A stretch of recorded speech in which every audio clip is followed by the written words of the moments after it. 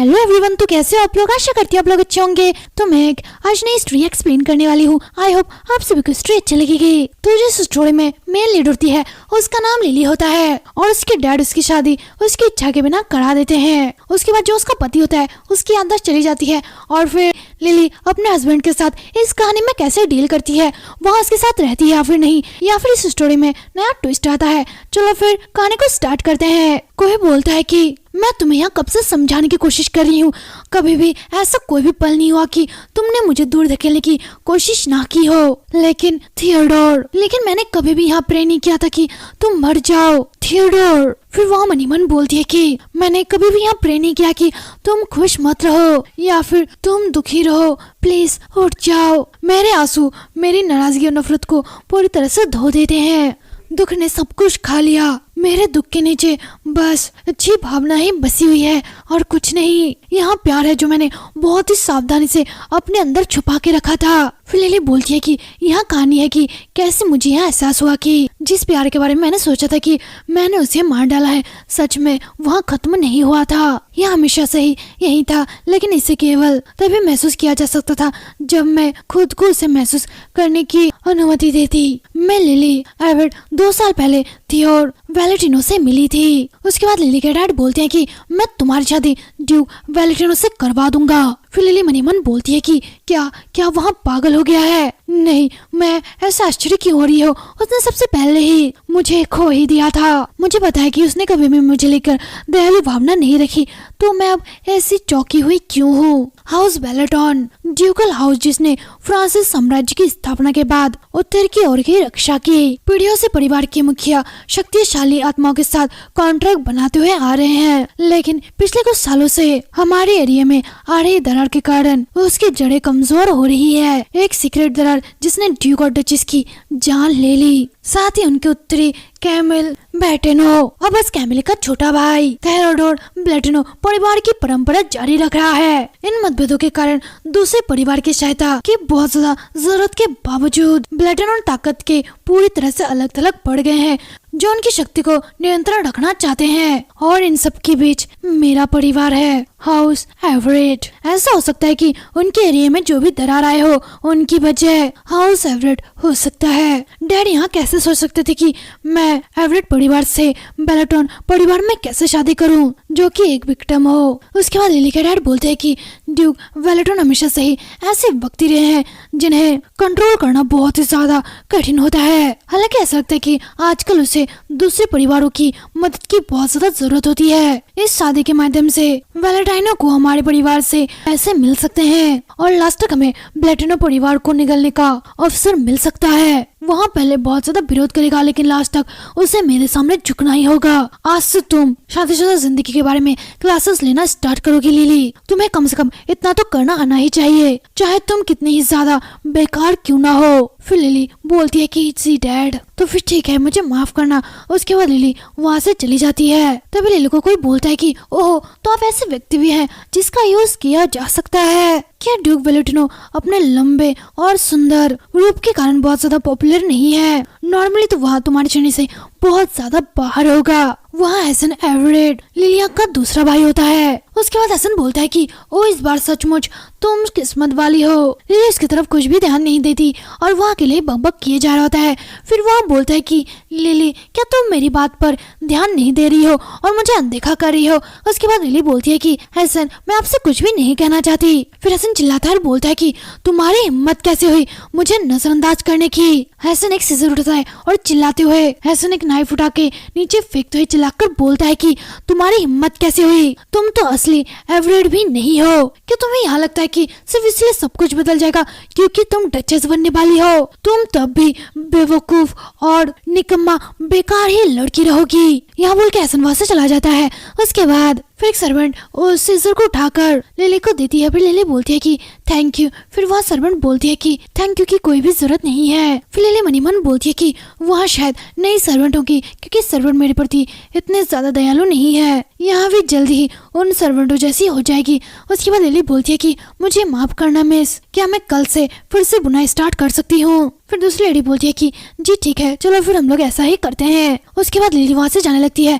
तभी उसे सामने दो लड़के दिखाई देते हैं। लिली बोलती है कि क्या भाई और लॉर्ड लेन? उसके बाद लेन हंसते हुए बोलता है कि आपको लॉर्ड लेन कहने की कोई भी जरूरत नहीं है। मैं चाहता हूँ कि आप मुझे भी भाई कहे और आप हर दिन सुंदर होती जा रही हो। फिर लिली मनी मन बोलती है कि पागल कमीना कहीं का, अगर मेरे बस में होता तो मैं इसकी जीप काट देती। उसके बाद ओवेन बोलता है कि ओ मैंने यहाँ खबर सुनी है, डैड बोल रहे थे कि आपकी शादी ड्यूक बेलेटिनो से कराने की प्लानिंग कर रहे हैं। फिर लिली बोलती है कि हाँ मैं भी अपनी वाइफ होने की क्लासेस में जा रही हूँ। फिर ओवेन बोलता है कि बेलेटिनो हमेशा से ही मेरे लिए एक कांटा रहा है, अगर आप उससे शादी कर लेते हो तो उसके गले में पट्टा लग जाएगा, तो यह सचमुच मेरे लिए फायदेमंद है और मुझे आशा है कि आप इस बार यूजफुल होंगी और कुछ साबित करके दिखाओगी। लिली फिर लिली मनी मन बोलती है कि मैं जानती हूँ कि मैं इस घर में सिर्फ एक मशीन और संपत्ति हूँ और ज्यादा कुछ भी नहीं। उसके बाद लिली पीछे की बातों को याद करने लगती है।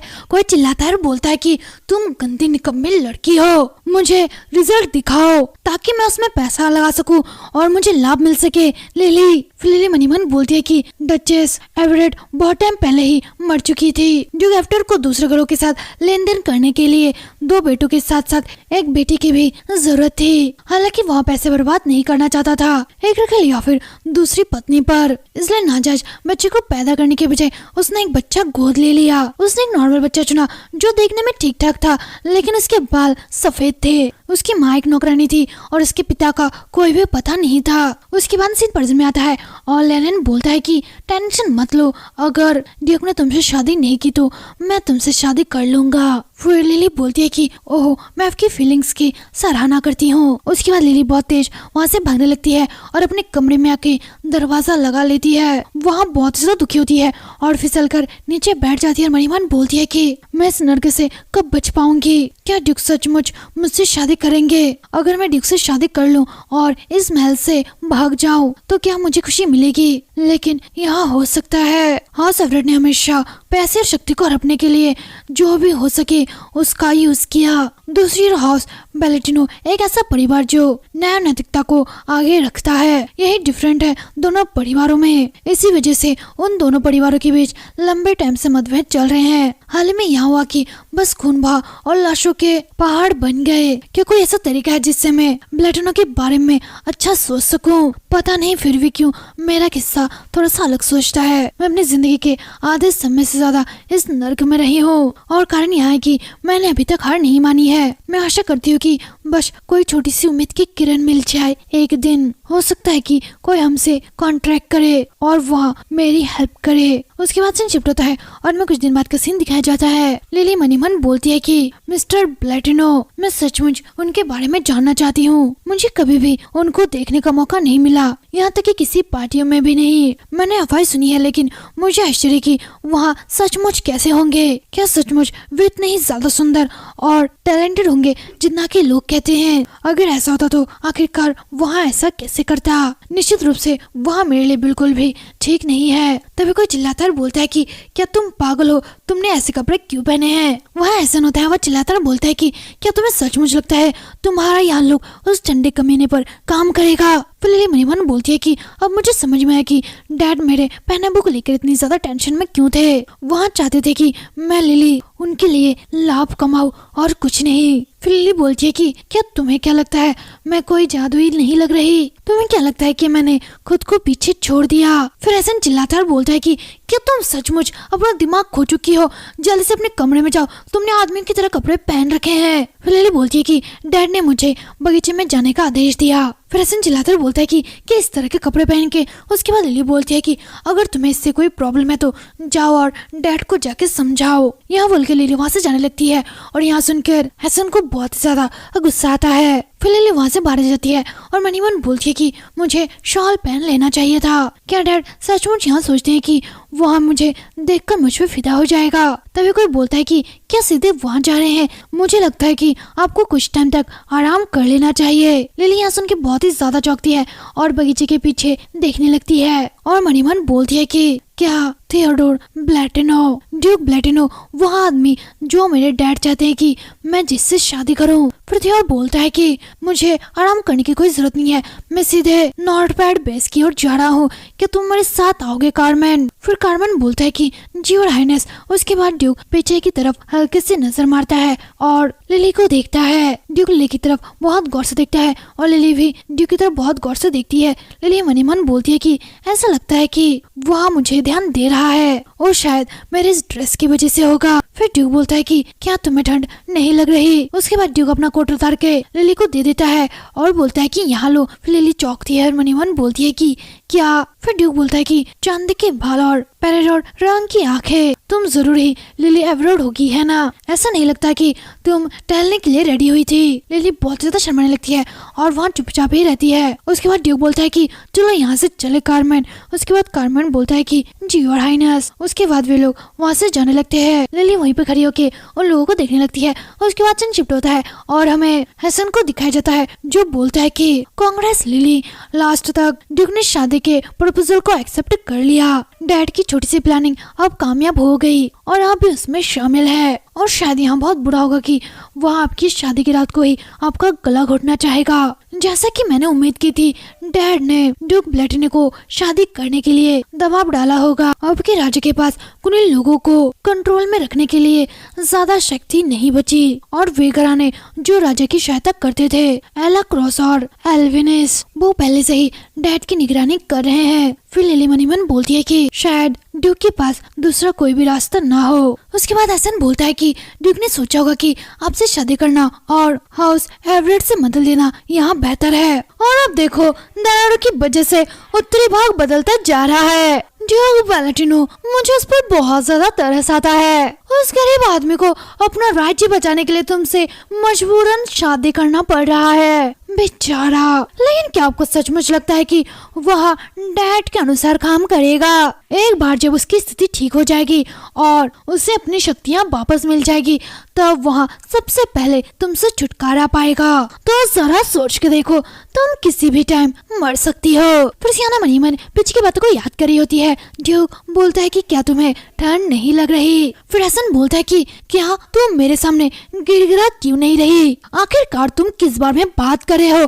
तभी हसन लिली के कपड़े को पकड़ लेता और खींचते हुए बोलता है कि इतनी ज्यादा बदतमीज मत बनो। मैंने कहा कि मुझसे विनती करो कि मैं तुम्हें शादी से बचा लूं। मुझसे कहो कि तुम यूं ही नहीं मरना चाहती।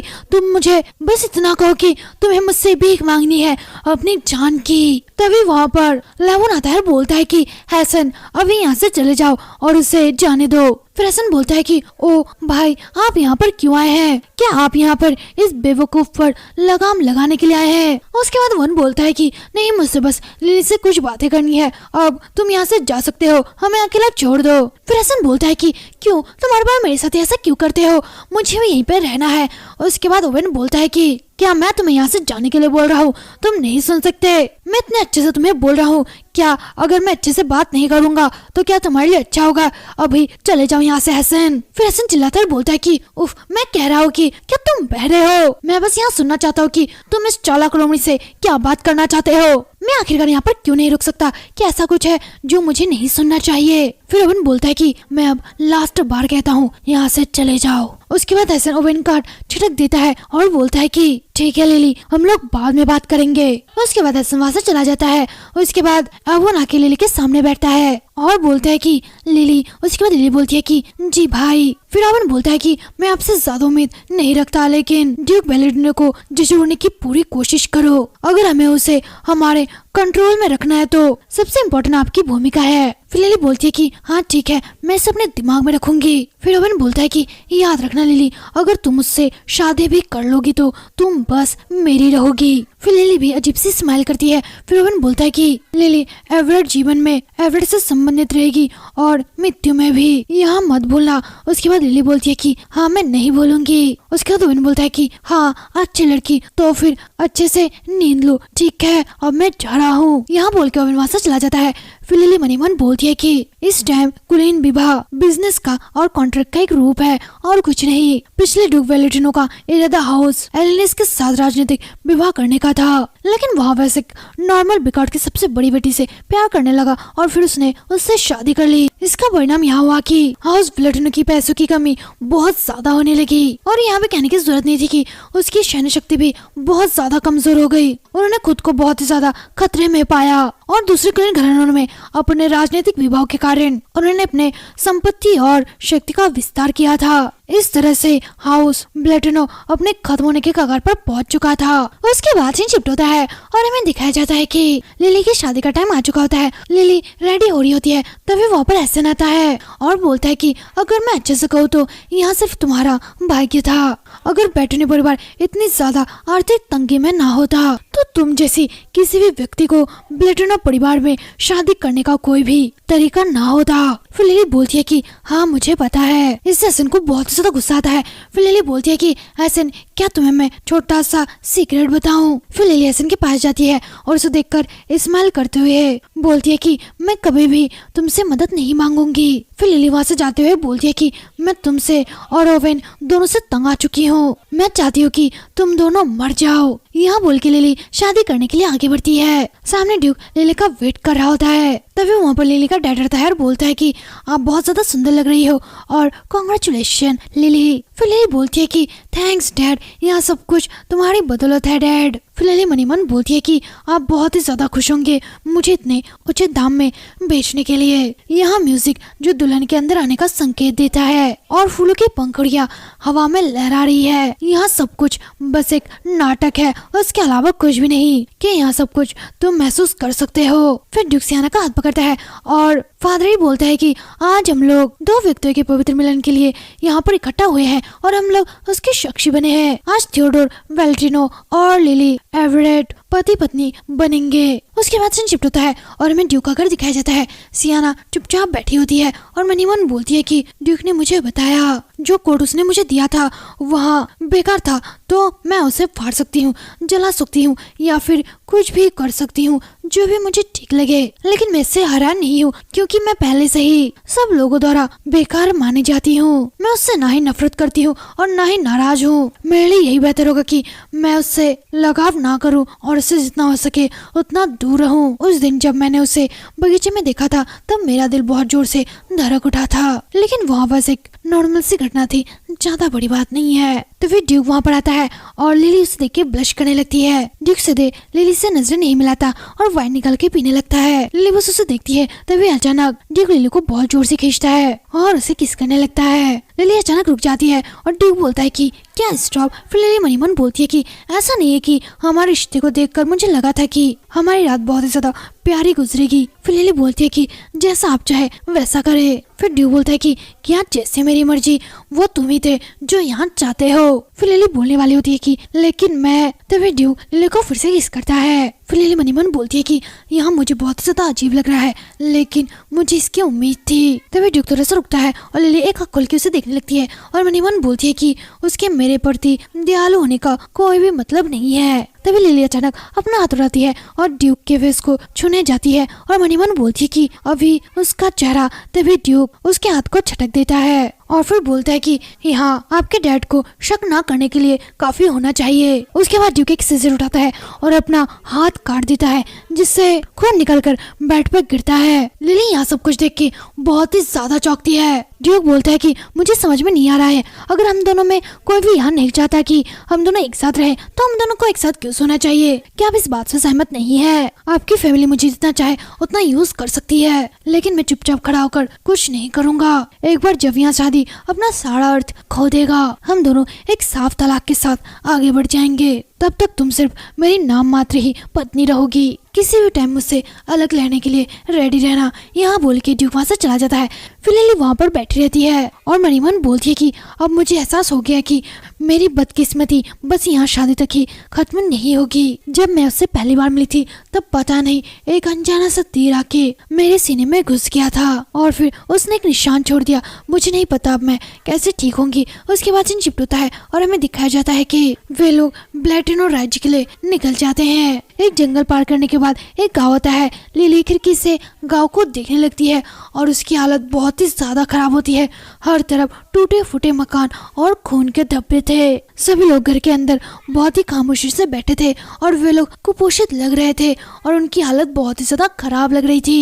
लिली उन सबको देख के बहुत ही ज्यादा चौंकती है और मन ही मन बोलती है कि यहाँ पहली बार है जब मैं इन सबको अपनी आंखों से देख रही हूँ। एवरीथी इस सबके पीछे है। तभी लिली अचानक कांपने लगती है और एक मेड बोलती है कि मिस, मेरा मतलब है कि योर हाइनेस। तभी वहाँ पर ड्यूक आता है और लिली को देखने लगता है और बोलता है कि मैं यहाँ पर आपका हालचाल पूछने के लिए आया हूँ क्योंकि मैंने एक तेज आवाज सुनी थी। यहाँ सामने का दृश्य मुझे पता है आपको यहाँ बहुत ही ज्यादा अजीब लगा होगा। हमारा शाही महल ज्यादा दूर नहीं है, इसलिए प्लीज थोड़ा सा धैर्य बनाए रखिए और थोड़ा सा शांत रहिए और जितना हो सके उतना खिड़की के बाहर मत देखिए। फिर लिली बोलती है कि नहीं, ऐसा नहीं है। तभी ड्यूक वहाँ से चला जाता है। फिर लिली बोलती है कि ठीक है, मैं अपनी सीट पर ठीक से बैठ जाती हूँ। उसके बाद वहाँ सर्वेंट बोलती है कि जी यू आर ग्रेट। लिली मनी मन बोलती है कि मैं बहुत ज्यादा राहत महसूस कर रही हूँ क्योंकि मैं चार्लोट के साथ आई हूँ। एवरेट हाउस में कोई भी मेरे साथ यहाँ तक आना नहीं चाहता था। उसने मुझसे बोला कि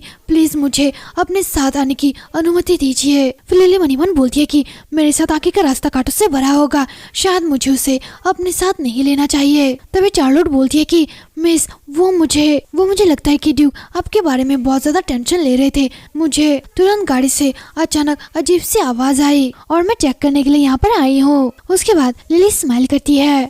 उसके बाद सीन शिफ्ट होता है और हमें दिखाया जाता है कि सभी लोग ब्लैडिनो हाउस पहुंच चुके हैं। ड्यूक बाहर आता है और लिली को अपना हाथ देते हुए बोलता है कि हम लोग आ गए हैं, अब आप बाहर आ सकते हो। फिर लिली ड्यूक के हाथ पर अपना हाथ रखती है और सीढ़ी से नीचे उतरते टाइम उसके पैर लड़खड़ा जाते हैं और वहाँ गिरने ही वाली होती तभी ड्यूक उसे पकड़ लेता है, जिससे लिली और ड्यूक दोनों ही बहुत ज्यादा चौंक जाते हैं। वे दोनों बहुत ज्यादा पास आते हैं। तभी कोई बोलता है कि घर में आपका स्वागत है थियोडोर। वहाँ थियोर की मॉम की बहन होती है जिनका नाम एनिवल होता है। फिर लिली मनी मन बोलती है कि वहाँ थियोडोर की मॉम रेने ब्लेडोनी की छोटी बहन है। उसने 40 साल तक शादी नहीं की और थियोर की देखभाल की। वह इस फैमिली में कुल माता की भूमिका निभा रही है, शायद पहले डचेस की अंतिम इच्छा के कारण, जिन्होंने शायद कहा था कि मेरी आखिरी इच्छा को पूरी करो और मेरे बेटे के साथ रहो और उसकी अच्छी सी देखभाल करो। फिर एनिवेला बोलती है कि हम आपको ब्लेडोनो परिवार के एक सदस्य के रूप में आपका स्वागत करते हैं मिस लिली। उसके बाद लिली बोलती है कि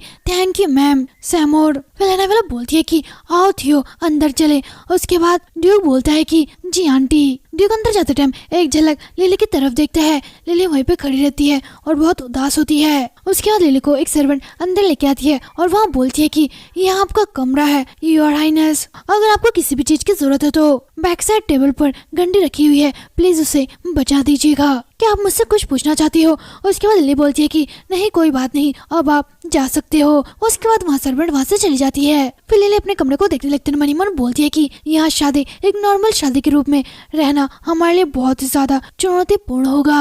आखिरकार मेरी जिंदगी में कहाँ गलती हुई? जहाँ तक यह बात है कि मेरी मॉम जो एक नौकरानी थी जिसने किसी आवारा आदमी के साथ एक रात बिताई और मेरा यहाँ जानते हुए भी कि उसने अपना नाम बताए बिना वहाँ से चला गया। मैं यहाँ पर ऐसे रहूंगी जैसे कि मैं मर चुकी हूँ। मैं कुछ भी नहीं करूँगी और मैं कभी भी किसी भी चीज की उम्मीद नहीं रखूंगी। जब भी मेरे अंदर कोई फीलिंग्स आती है तब मैं उसे दबा देती हूँ। उसके बाद सीन शिफ्ट होता है और हमें दिखाया जाता है कि एक पार्टी हो रही होती है। बहुत से लोग ड्यूक के घर में आए होते हैं। लिली एक जगह बैठी होती है और चारों तरफ देखते हुए मनी मन बोलती है कि मुझे यहाँ पर आए हुए कुछ दिन हो गए हैं। क्या वह मुझसे सचमुच इतनी नफरत करता है कि वह मेरी तरफ देखता भी नहीं? तो यहाँ एक बड़ी पार्टी है जो एक सदन एवरेट को खुश करने के लिए किया जा रहा है। तभी ड्यूक बोलता है कि लेडी एवरेट, ऐसा लगता है कि आपको खाना पसंद नहीं आया। मैं एक साफ साफ बात में कह देता हूँ, आगे बढ़ते टाइम प्लीज मुझे अपने बातों में लाना बंद करना, जैसे कि हम बहुत करीब हैं। मेरा शादी को कब्र तक जारी रखने का कोई भी इरादा नहीं है और मुझे लगता है कि आपका भी यही मानना है। तो फिर ठीक है, हम लोग एक दूसरे पर अपनी फीलिंग्स को बर्बाद नहीं करेंगे। क्या आप समझ गए? फिर लिली मनी मन बोलती है कि क्या आप कह रहे हैं कि हम दोनों एक दूसरे पर अपनी फीलिंग्स को बर्बाद ना करें? फिर लिली बोलती है कि हाँ ठीक है, मैं समझ गई। उसके बाद ड्यूक बोलता है कि हाँ मुझे यकीन है कि आप ऐसा ही करोगी। उसके बाद लिली ड्यूक की तरफ देखती है और अजीब सा चेहरा बनाती है। उसके बाद सीन शिफ्ट होता है और हमें दिखाया जाता है कि लिली चार्लोट को बुलाती है। फिर चार्लोट बोलती है कि ओ मिस, मेरा मतलब है कि योर हाइनेस। क्या आप ठीक है योर हाइनेस? आपको क्या क्या हुआ। उसके बाद लिली बोलती है कि पार्टी में मैं बहुत ही ज्यादा टेंशन से भरी हुई थी। फिर चार्लोट बोलती है कि क्या आप बहुत ज्यादा थक गए हो, नहाने का पानी लगभग गर्म हो चुका है, अगर आप थोड़ी और देर इंतजार कर सके तो मैं। तभी लिली की नजर चार्लोट के हाथों की तरफ जाती है। उसके हाथ बहुत ज्यादा घायल दिख रहे होते हैं। फिर लिली पीछे की तरफ मुड़ जाती है। इससे चार्लोट थोड़ा सा चौंकती है और बोलती है कि क्या योर हाइनेस, क्या आपको बहुत ज्यादा खराब लग रहा है। उसके बाद लिली बोलती है कि चार्लोट के इस महल के दूसरे नौकर आप पर ठोस जमा रहे हैं। इसे चार्लोट थोड़ा सा चौंकती है और हिचकिचाते बोलती है कि वो मैं ठीक हूँ योर हाइनेस, मैं सारा काम खुद कर सकती हूँ। मैं नहीं चाहती कि कोई भी छोटी सी बात के लिए कोई आपको बुरा माने, तो प्लीज चिंता मत करे। मैं बहुत ठोस व्यक्ति हूँ। फिर लिली बोलती है कि क्या ठोस व्यक्ति, सच कहो तो आप पर तो सिर्फ अत्याचार हो रहा है। उसके बाद चार्लोट बोलती है कि नहीं योर हाइनेस, मैं बिल्कुल ठीक हूँ, मैं सचमुच ठीक हूँ। फिर लिली बोलती है कि चार्लोट मैं समझती हूँ तुम ज्यादा क्यों टेंशन में हो, ये घर पहले से ही उन लोगों से भरा हुआ है जो लोग मुझसे नफरत करते हैं। आगे जाकर और भी मुद्दे उठेंगे जिससे मेरी स्थिति और भी खराब हो जाएगी। फिर चार्लोट बोलती है कि प्लीज मुझे माफ कर देना योर हाइनेस। फिर लिली बोलती है कि तुम मुझे सॉरी क्यों बोल रही हो, मुझे तुम्हें सॉरी बोलना चाहिए। फिर चार्लोट बोलती है कि नहीं, यहाँ सच नहीं है, आपको मुझसे माफी मांगने की कोई भी जरूरत नहीं है, यहाँ सब कुछ ठीक है। ऐसा इसलिए है क्योंकि मैं एक अनाथ हूँ, यही एकमात्र कारण है। यह बात सुनकर लिली भी बहुत ज्यादा दुखी होती है और फिर बोलती है कि चार्लोट क्या आप एवरेट हाउस वापस जाना चाहोगे। उसके बाद चार्लोट कांपते हुए लिली के पास आती है और बोलती है कि पर क्यों आप अचानक मुझसे ऐसा क्यों पूछ रहे हो, मुझे आपके साथ रहना पसंद है, अगर मैं वापस चली जाऊँ तो वहाँ पर मेरा स्वागत करने वाला कोई भी नहीं होगा। यहाँ बोलते बोलते चार्लोट रो देती है और बोलती है कि मेरे पास कोई भी नहीं है, इसीलिए। फिर लिली मनी मन बोलती है कि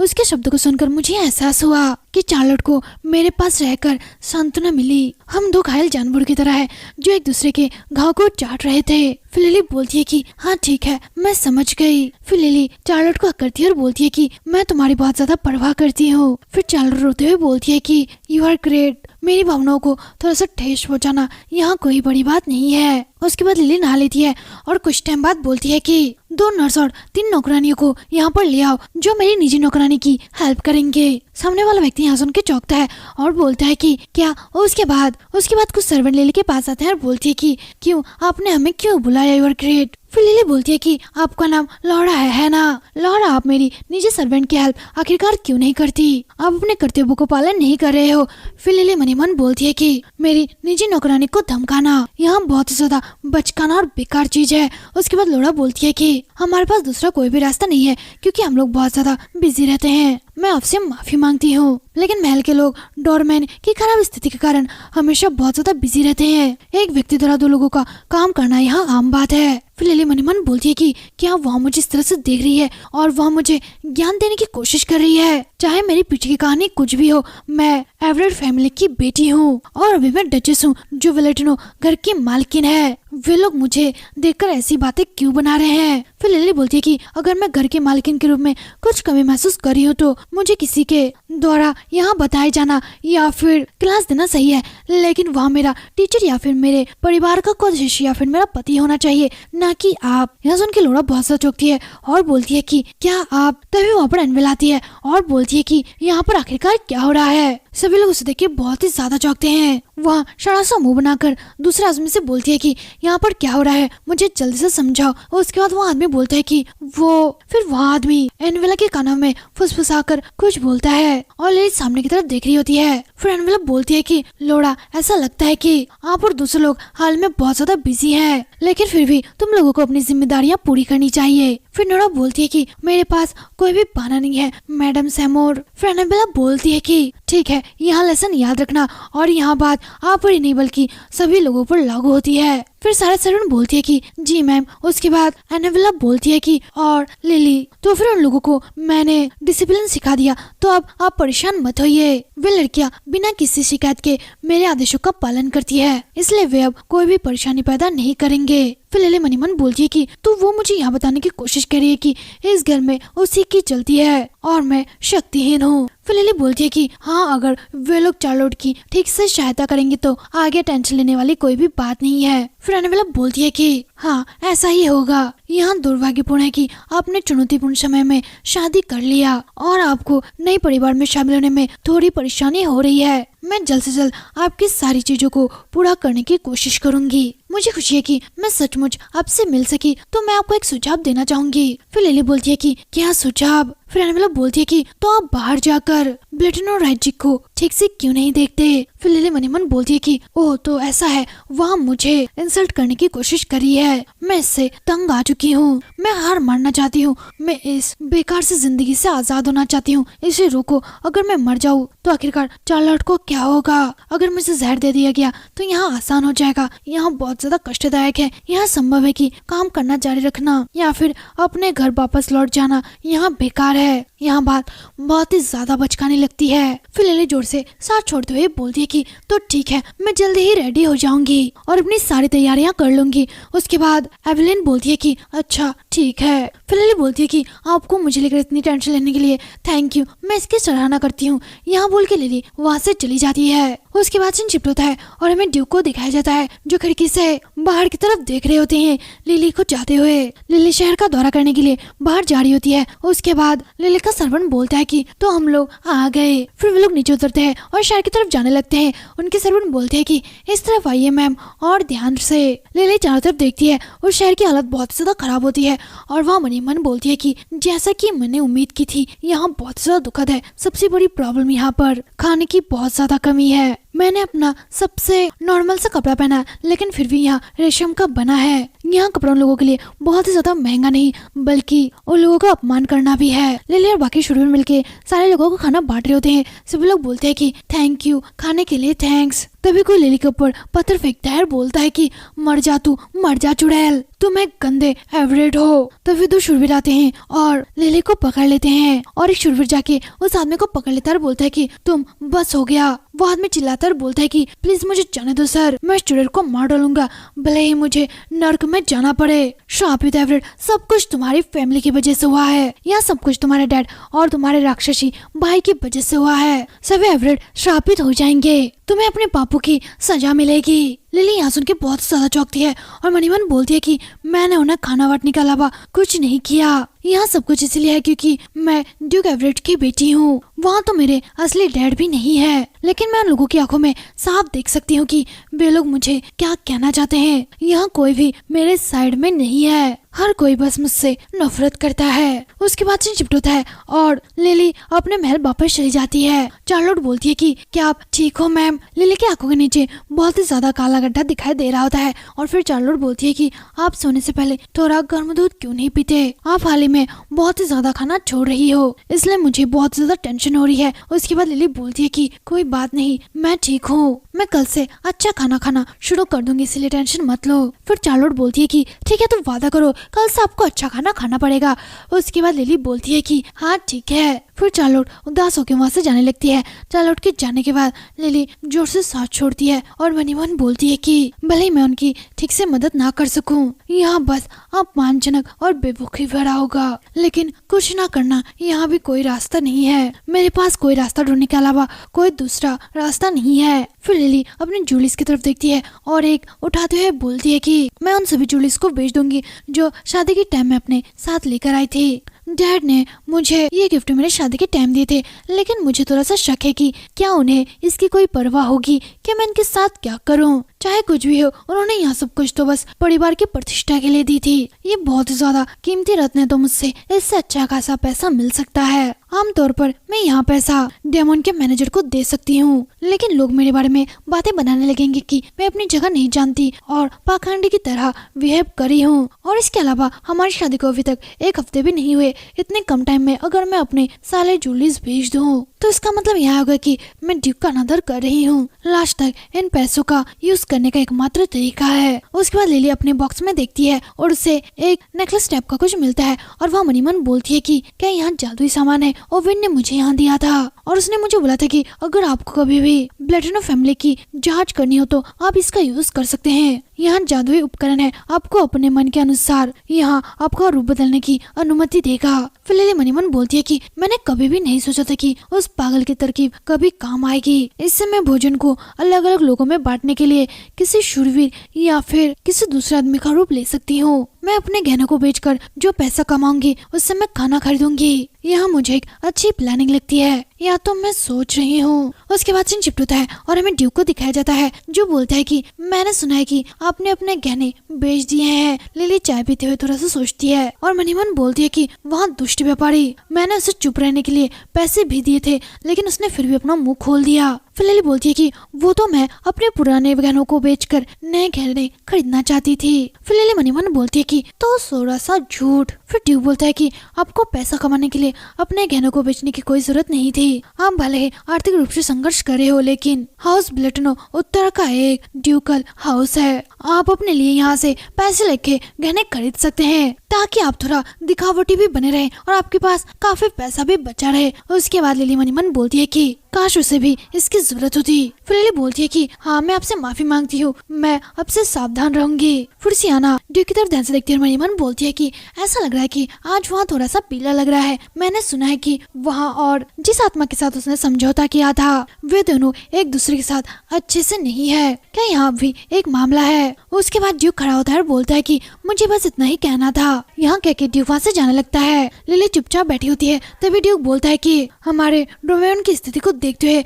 तुम सदमे से अपने गहने बेचने का निर्णय किया। इस बात से साफ होता है कि आप निस्संदेह एवरेट परिवार की बेटी है। तो आप टेंशन मत लो, मैं आपसे आपको नापसंद चीजों को नहीं दिखाऊंगा। यहाँ बोल के ड्यूक वहाँ से चला जाता है।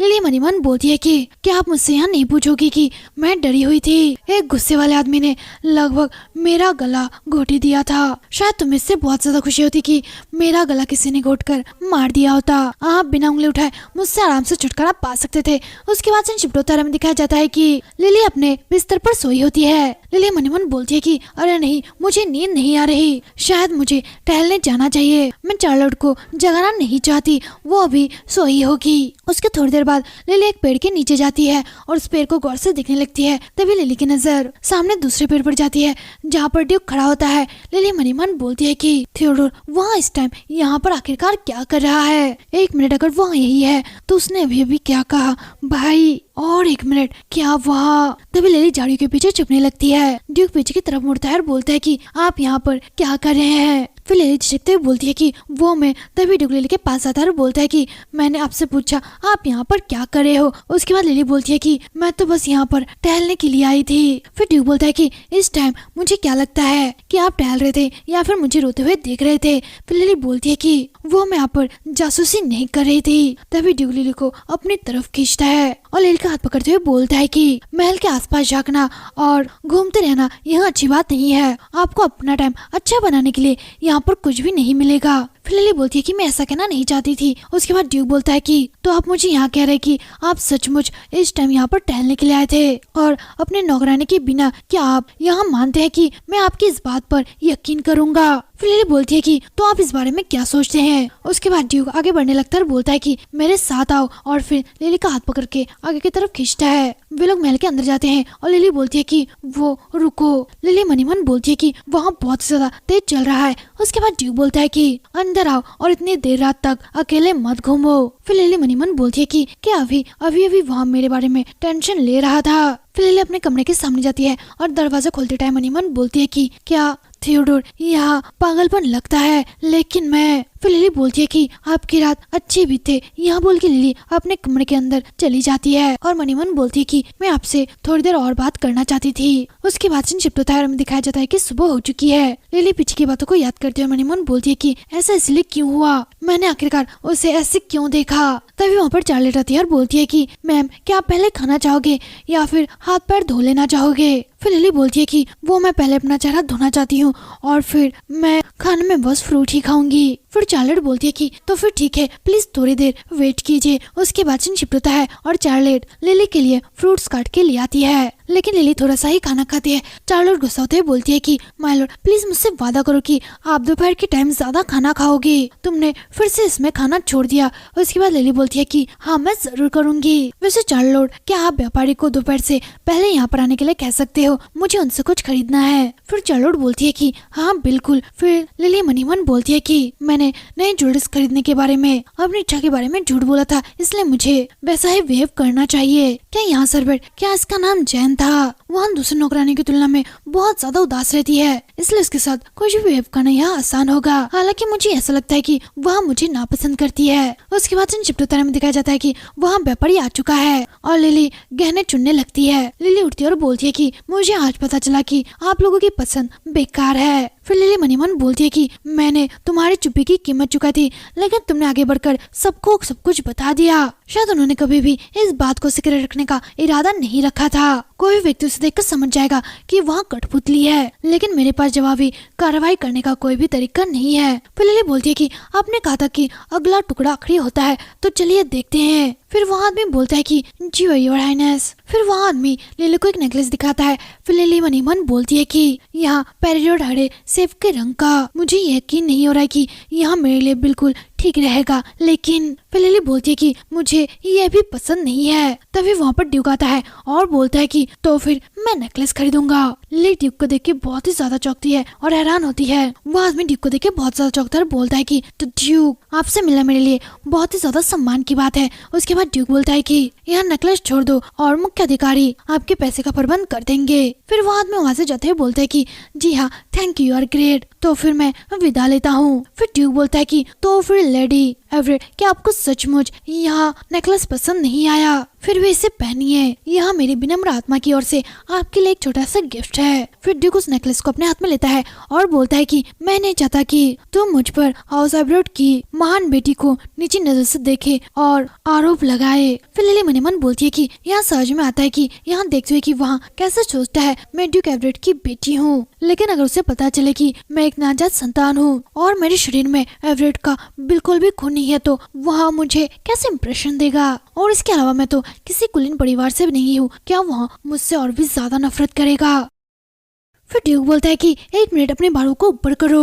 उसके बाद ड्यूक लिली को वहाँ नेकलेस पहना देता है। नेकलेस पहनाने के बाद ड्यूक बोलता है कि तो फिर ठीक है, मेरा काम हो गया। फिर लिली बोलती है कि थैंक यू। ड्यूक थोड़ा सा चौंकता है और फिर घूमकर वहाँ से चला जाता है। उसके थोड़ी देर बाद शिफ्ट होता है और लिली अनवेला से मिलने जाती है और बोलती है कि मैम सैमोर, क्या आपने मुझे बुलाया था? उसके बाद अनवेला बोलती है कि हाँ मुझे कुछ कहना था, आपको कुछ बातें जानने की जरूरत है। परसों थियो के भाई कैमिली की बरसी है, इसे लिली थोड़ा सा चौंकती है और मनी मन बोलती है कि तो उस दिन इसलिए वहाँ रो रहा था। फिर अनवेला बोलती है कि क्या तुम्हें पता है कैमिली कैसे गुजर गया है ना? उसके बाद लिली बोलती है कि हाँ मुझे जहाँ तक पता है वहाँ दरार को बढ़ते हुए गुजर गया। फिर अनवेला बोलती है कि यहाँ तब की बात है जब कैमिली सिर्फ 20 साल का था और तो वहाँ तो और भी छोटा था। मेरी जीजा और बहन की अचानक मृत्यु हो गई और फिर अचानक एक दरार के कारण कैमिली की भी मृत्यु हो गई। मैं अपनी बहन और अपने जीजा की बहुत ज्यादा आदर करती थी, वे लोग हर किसी के प्यार के हकदार थे।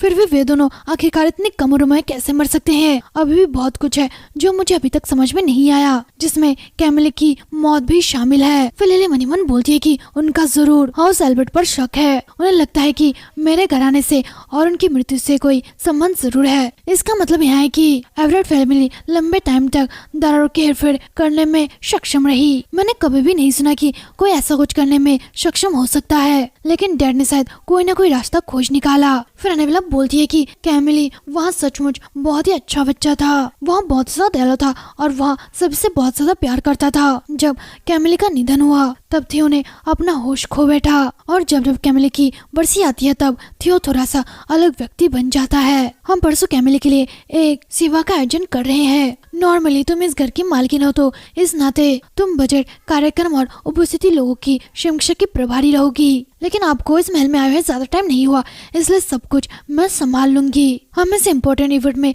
कोई भी गलती बर्दाश्त नहीं कर सकते। आप समझ रहे ना कि मैं क्या कहना चाहती हूँ? फिर लिली बोलती है कि हाँ मैं समझ गई। उसके थोड़ी देर बाद सीन शिफ्ट होता है और लिली अपने कमरे में आ जाती है। वहाँ ड्यूक के पहनाए हुए नेकलेस को खोलकर एक साइड में टेबल पर रख देती है और उसे देखकर मन ही मन बोलती है कि उस रात सचमुच उसे मैं सांत्वना देना चाहती थी, हालांकि वहाँ मेरा स्थान नहीं था। और उसने जो मुझे बोला क्या वहाँ मेरे लिए एक चेतावनी थी। उसने मुझसे कहा कि अगर मैं थियोडोर को किसी भी बात से लड़ते हुए देखूं तो मैं उसके पास न जाऊं। उसे सांत्वना देना यहाँ मेरा काम नहीं है। हाँ मुझे पता है मुझे अपनी जगह नहीं भूलनी चाहिए, लेकिन अगर मैं उसे कष्ट में देखती हूँ तो दूसरी ओर मैं शांत नहीं बैठ सकती। लेकिन क्यों? अगर मैं ओवेन, हैसन या फिर लेलिन को दर्द में देखती हूँ तो मैं उन लोगों को आसानी से नजरअंदाज कर सकती हूँ। यही बात मैडम सैमुर या फिर किसी दूसरे लोगों के लिए भी लागू होती है, लेकिन चार्लोट थोड़ी सी अलग है। चार्लोट मेरे लिए बहुत ज्यादा इम्पोर्टेंट है, लेकिन थियोडोर के बारे में क्या? एक मिनट रुको और सोचना बंद करो।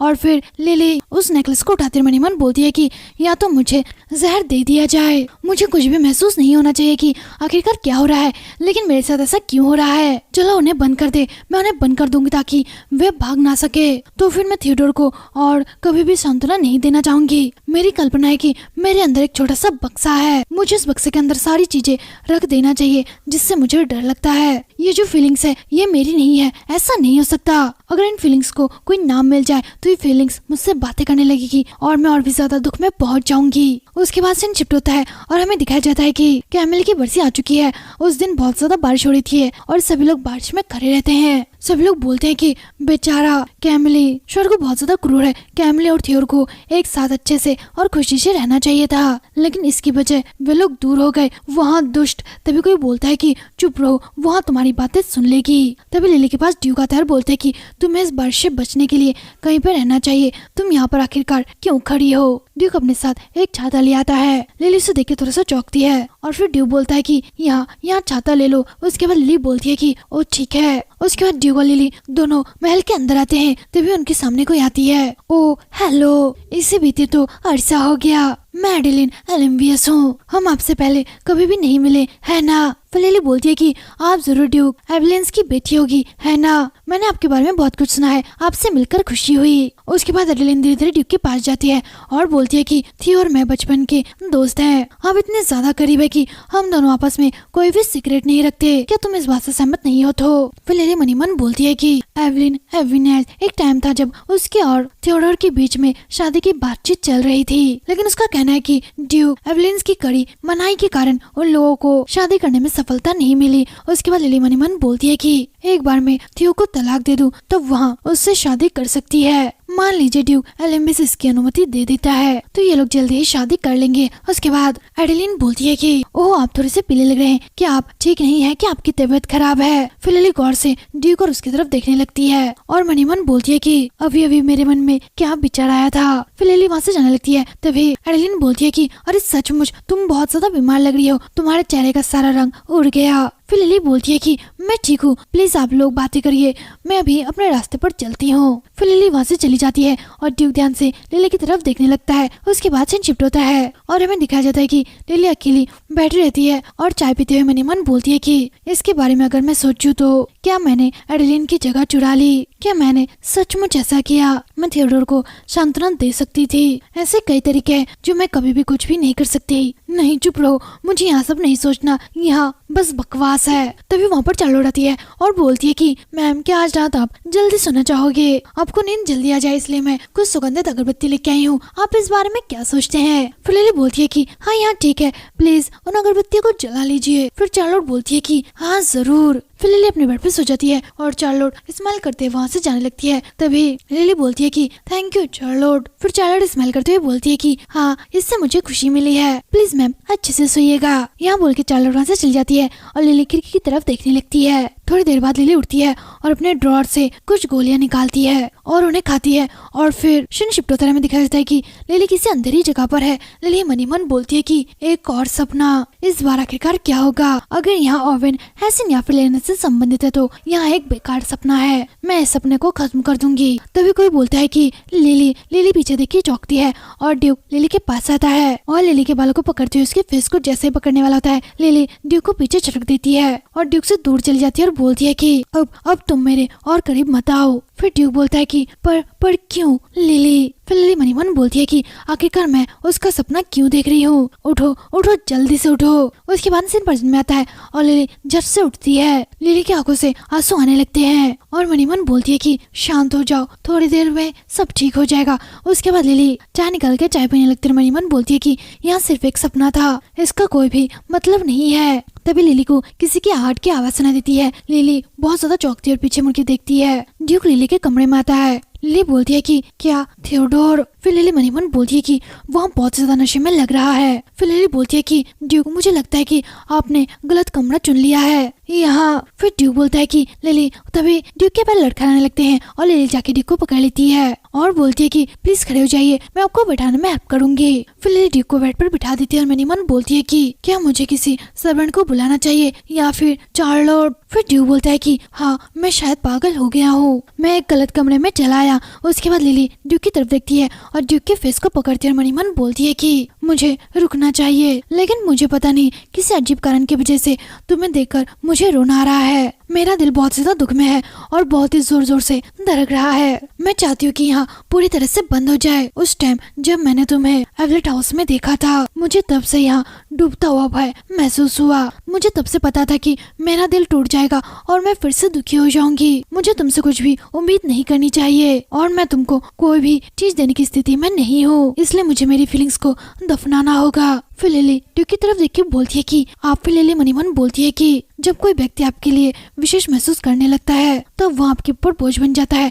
मुझे नहीं लगता कि मैं इस बोझ को सहन कर पाऊंगी, विशेषकर तब जब बात थियोडोर की हो। यह एक ऐसी फीलिंग है जिससे मैं आगे नहीं बढ़ा सकती, न ही मुझे ऐसा करने की कोई भी उम्मीद है। लेकिन उसके बावजूद उसके बाद लिली ड्यूक के सर पर किस करती है। मैं यहाँ कामना करने से खुद को रोक नहीं पा रही हूँ कि यहाँ पल हमेशा ऐसा ही बना रहे और कहीं कभी भी कहीं पर ना जाए। उसके बाद से शिफ्ट होता है, दिखाया जाता है कि सुबह हो चुकी है। ड्यूक को अचानक हो जाता है और वहाँ देखता है कि वहाँ लिली के बाहों में है। तभी वह जल्दी से लिली से दूर चला जाता है और बोलता है कि क्या मैंने क्या किया? एक मिनट रुको, क्या मैंने अपना दिमाग खो दिया? मुझे माफ कर देना, मुझसे गलती हो गई, आइंदा ऐसी नौबत कभी भी नहीं आएगी। तभी लिली दौड़ कर जाती है और ड्यूक को पकड़कर बोलती है कि प्लीज मत जाओ। लिली कांपते हुए बोलती है कि प्लीज मत जाओ। लिली मनी मन बोलती है कि सच तो यह है कि मैं ड्यूक एवरेट की नाजायज बेटी भी नहीं हूँ, मेरा इन राक्षस के साथ कोई भी खून का रिश्ता नहीं है। फिर ड्यूक बोलता है कि कुछ भी हो सकता है और मैं चाहता हूँ कि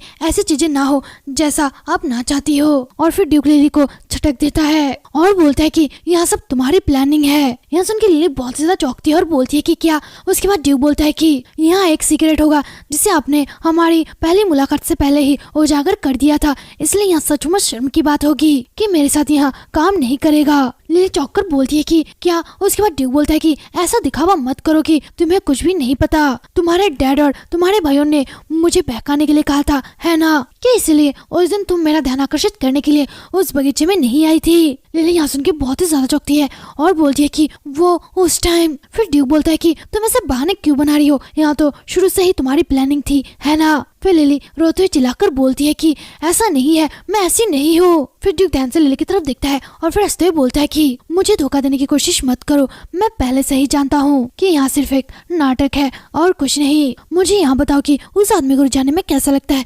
जिससे तुम प्यार भी ना करती हो। फिर लिली बोलती है कि मैं तुम्हें कभी बहकाने की कोशिश नहीं कर रही थी और ऐसा करने की मैंने कभी कोशिश भी नहीं की। फिर ड्यूक बोलता है कि क्या तुम्हारे बात पर मैं यकीन करूँ? तुम्हारे बात पर यकीन करने लायक कुछ भी नहीं है। उसके बाद ड्यूक लिली का गाल पकड़ता है और बोलता है कि तो फिर ठीक है, मैं तुम्हारे साथ वही करूंगा जो तुम चाहती हो लेडी। फिर ड्यूक लिली को किस करता है, तभी लिली ड्यूक को दूर धकेलती है और फिर ड्यूक लिली को नीचे गिरा देता है और बोलता है कि तुम मुझे बताओ लेडी एवरेट, उस आदमी को किस करने में कैसा लगता है जिसे तुम प्यार ही ना करती हो? हालांकि तुम शुरू से ही इनमें से कुछ भी नहीं करना चाहते थे कि यहाँ हो सकता है कि तुम इसके आगे भी और काम करने की इच्छुक हो। क्या तुम हर रात बिना शिकायत के मेरे बिस्तर को गर्म कर सकती हो? यहाँ सुन के लिली को बहुत ही ज्यादा गुस्सा आता है और वहाँ ड्यूक को बहुत ही तेज एक थप्पड़ मारती है। फिर लिली कांपते रोते हुए बोलती है कि आपने कुछ भी ना जाना ना समझा, तुमने ऐसा कह दिया। फिर ड्यूक हंसते हुए बोलता है कि हाँ, हालांकि ऐसा लगता है कि लेडी एवरेट मुझे छूने की सच्ची इच्छा बिल्कुल भी नहीं रखती। मैंने तुम्हारे बारे में गलत सोचा,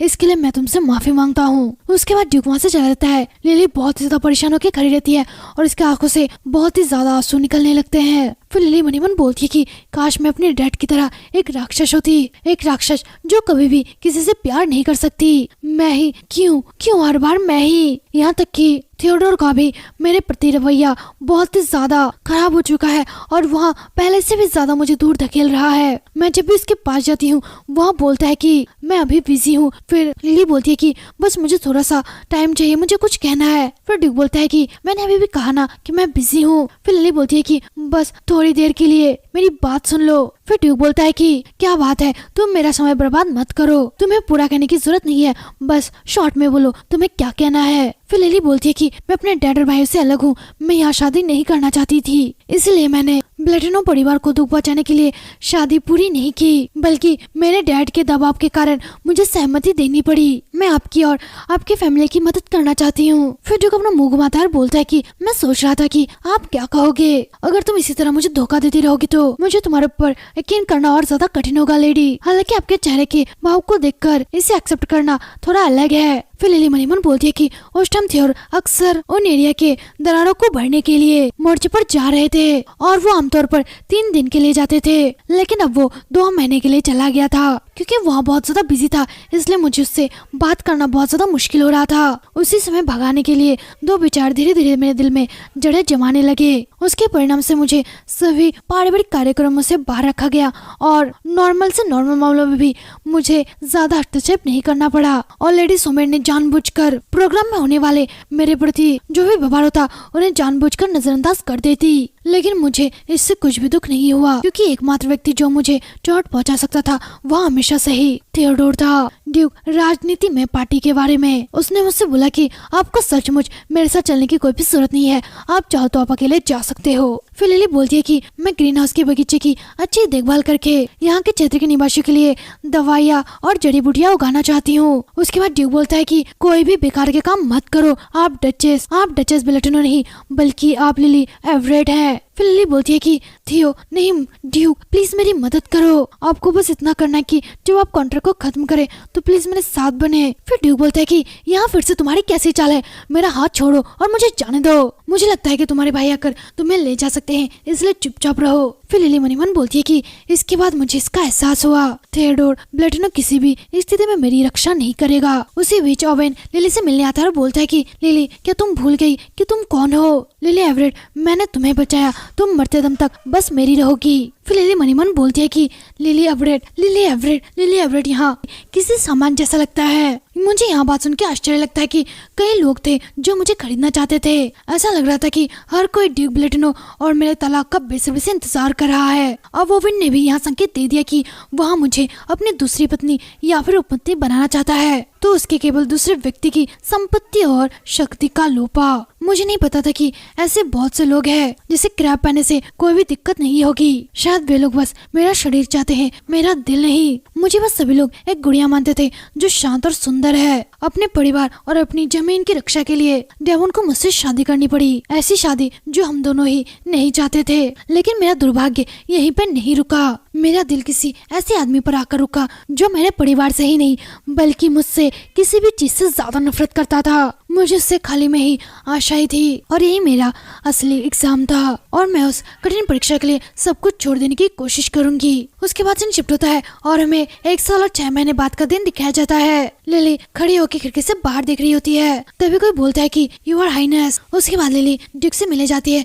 एक सर्वेंट बोलती है कि ओह आप यहाँ है। लिली मनी मन बोलती है कि क्या दवाई की गंध, मेरे हस्बैंड को सिर पर गंभीर चोट लगी है। फिर एक लेडी बोलती है कि जब उसे पहली बार लाया गया था तब उसको बहुत ज्यादा खून बह रहा था, लेकिन अब उसकी हालत काफी सही है। ड्यूक की तबीयत में काफी तेजी से सुधार आ रहा है। फिर लिली बोलती है कि हाँ बिल्कुल। फिर लिली मनी मन बोलती है कि जब मैंने यहाँ सुना कि युद्ध के मैदान में दरार को बढ़ते टाइम उन्हें गंभीर चोट लग गई और वहाँ बहुत घायल है तो मैं बहुत ज्यादा टेंशन में आ गई, लेकिन अब ऐसा लगता है कि मैं खाली में टेंशन ले रही थी। खैर वो हमेशा से मजबूत रहा है, लेकिन फिर भी उसके लिए आराम करना सबसे अच्छा होगा, इसलिए मुझे जल्दी ही यहाँ से चले जाना चाहिए। फिर लिली बोलती है कि तो फिर ठीक है मैं भी जा रही हूँ। तभी वहाँ लेडी बोलती है कि क्या आप जा रही हैं? तुम्हें कम से कम उसके उठने का इंतजार करना चाहिए। फिर लिली बोलती है कि मुझे उसका ना देखना उसके लिए ज्यादा ठीक रहेगा। तभी ड्यूक बोलता है कि क्या आपका मतलब क्या है। लिली पीछे मुड़ती है और देखती है कि ड्यूक लिली की तरफ देख रहा है। लिली ड्यूक को देख के बहुत ज्यादा चौंकता है और लिली भी बहुत गौर से ड्यूक की तरफ देखने लगती है और बोलती है कि यू आर ग्रेट। फिर लिली मनी मन बोलती है कि वो कुछ क्यों नहीं बोल रहा, शायद उसके कुछ कहने से पहले ही मुझे यहाँ से चले जाना चाहिए। फिर लिली बोलती है कि मैं आपके आराम के बीच में आने के लिए माफी चाहती हूँ। फिर ड्यूक गौर से लिली को देखते हुए बोलता है कि क्या आप कौन है। लिली यहाँ सुन के बहुत ही ज्यादा चौंकती है और बोलती है कि क्या। फिर लिली मनी मन बोलती है कि उसने अभी अभी क्या कहा, क्या वहाँ लास्ट तक पागल हो चुका है, क्या वहाँ कुछ भी नहीं देख पा रहा है, उसे आखिरकार क्या हो गया है। मैं तुम्हारी पत्नी हूँ कम से कम अभी के लिए तो।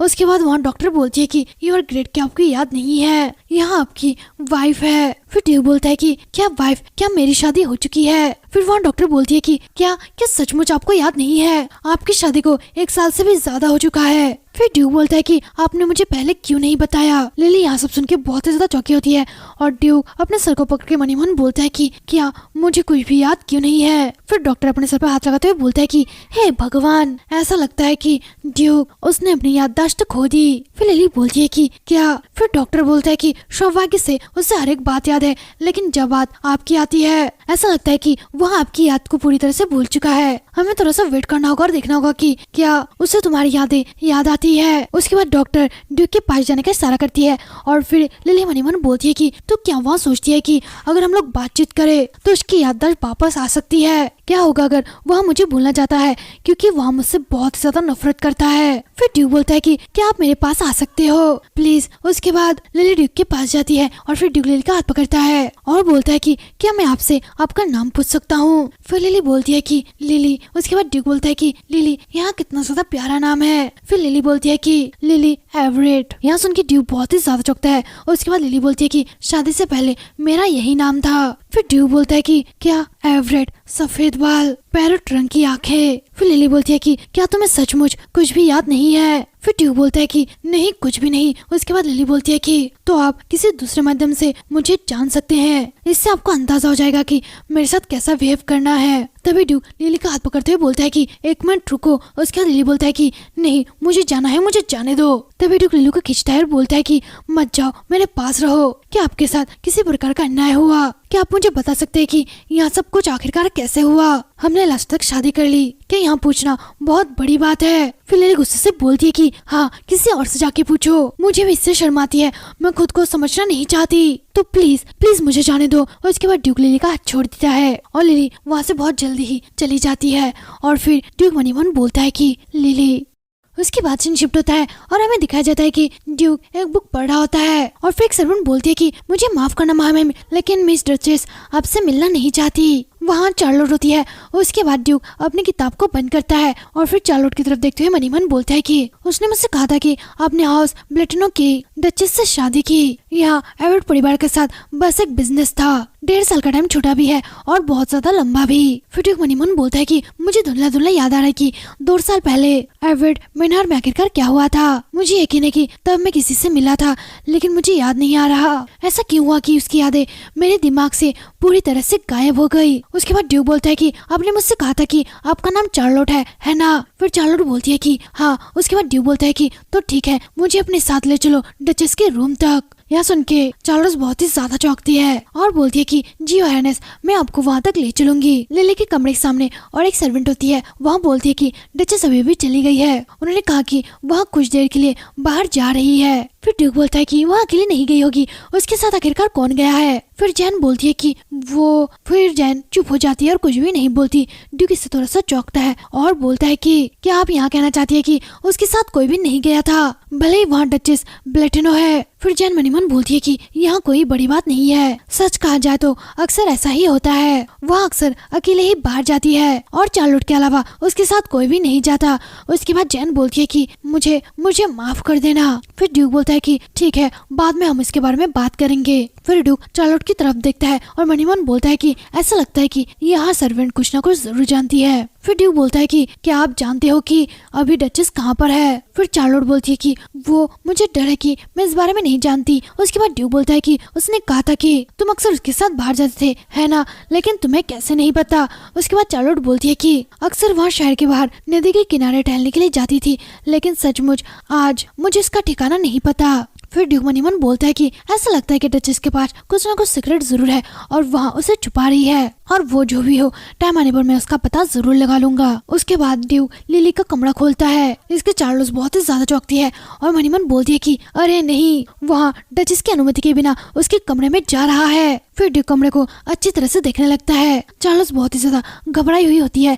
उसके बाद ड्यूक जाकर लिली की ज्वेलरी बॉक्स को खोलता है और वहाँ पर उसे एक नेकलेस दिखाई देता है जिसे वहाँ हाथ में लेता है। ड्यूक को लिली के बारे में धुंधला सा कुछ याद आता है। तभी ड्यूक की नजर एक पेंटिंग पर जाती है और वहाँ बोलता है कि यहाँ। उसके बाद चार्लोट बोलती है कि वो यहाँ। तो ड्यूक उस पेंटिंग को बहुत ही गौर से देखने लगता है और फिर चार्लोट बोलती है कि इस पेंटिंग को डचेस ने बनाया है। उसके बाद ड्यूक बोलता है कि इंटरेस्टिंग। फिर चार्लोट मन ही मन बोलती है कि ड्यूक ब्लेटिनो वहाँ बिना किसी हिचकिचाहट के वो करता है जो वहाँ करना चाहता है, लेकिन वो आमतौर पर अपने लोगों के प्रति बहुत ही ज्यादा दयालु है। लेकिन उसने डचेस पर कभी अपनी दयालुता नहीं दिखाई। हमेशा ऐसा लग रहा था कि वहाँ मैम के साथ हमेशा से मजबूरी से रहा है और जितना ज्यादा वहाँ उसके साथ वैसा ही व्यवहार करता है, मिस उतना ही ज्यादा टूटती जाती है। तभी ड्यूक एक ड्रॉर खोलता है और दवाई की एक बोतल को बाहर निकालता है। ड्यूक उसे देख के बहुत ही ज्यादा चौंकता है और चार्ल्स को दिखाते हुए बोलता है कि यहाँ किस प्रकार की दवा है। चार्ल्स इससे बहुत ही ज्यादा चौंकती है और अपनी आंखें बंद करते हुए बोलती है कि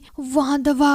वो उसके बाद से शिफ्ट होता है और हमें शहर दिखाया जाता है। लिली किसी को आलू देती है और बोलती है कि यहाँ आलू भी ले लो, हालांकि यहाँ ज्यादा नहीं है। फिर एक आदमी बोलता है कि ओह यहाँ काफी है, हमेशा की तरह, थैंक यू। फिर एक लेडी बोलती है कि वह बहुत ही ज्यादा दयालु व्यक्ति है, वह हमेशा खाना बांटने के लिए यहाँ पर आती रहती है। वह बसंत ऋतु से पहले ही कंबल बांट के गई थी। अगर वह ऐसा नहीं करती तो मेरा परिवार शायद ठंड की वजह से मर जाता। लिली ने अपना भेष बदल रखा था जिसकी वजह से कोई भी लिली को पहचान नहीं पा रहा था। तभी कोई बोलता है कि हाल ही में हमारी जिंदगी में सुधार आ रहा है, वह दरारें अब ज्यादा दिखाई नहीं देती जो हर दूसरे तीसरे दिन आ जाती थी। फिर और कोई बोलता है कि आप सही कह रहे हैं, उस समय मुझे हर दिन यहाँ टेंशन लगी रहती थी कि कहीं नींद में राक्षसों का हमला ना हो जाए। यहाँ सब कुछ हमारे भगवान की वजह से हुआ है, थैंक यू भगवान। और हमारी लॉर्ड की ताकत भी हर दिन बढ़ती जा रही है, इसलिए दरारों से राक्षस अभी कम निकल रहे हैं, उन्हें कोई मौका नहीं मिल पा रहा। साफ रूप से कहे तो सेराफिन मूलतः थियोडोर के बड़े भाई के साथ एक समझौता किया गया था, लेकिन लास्ट तक इसने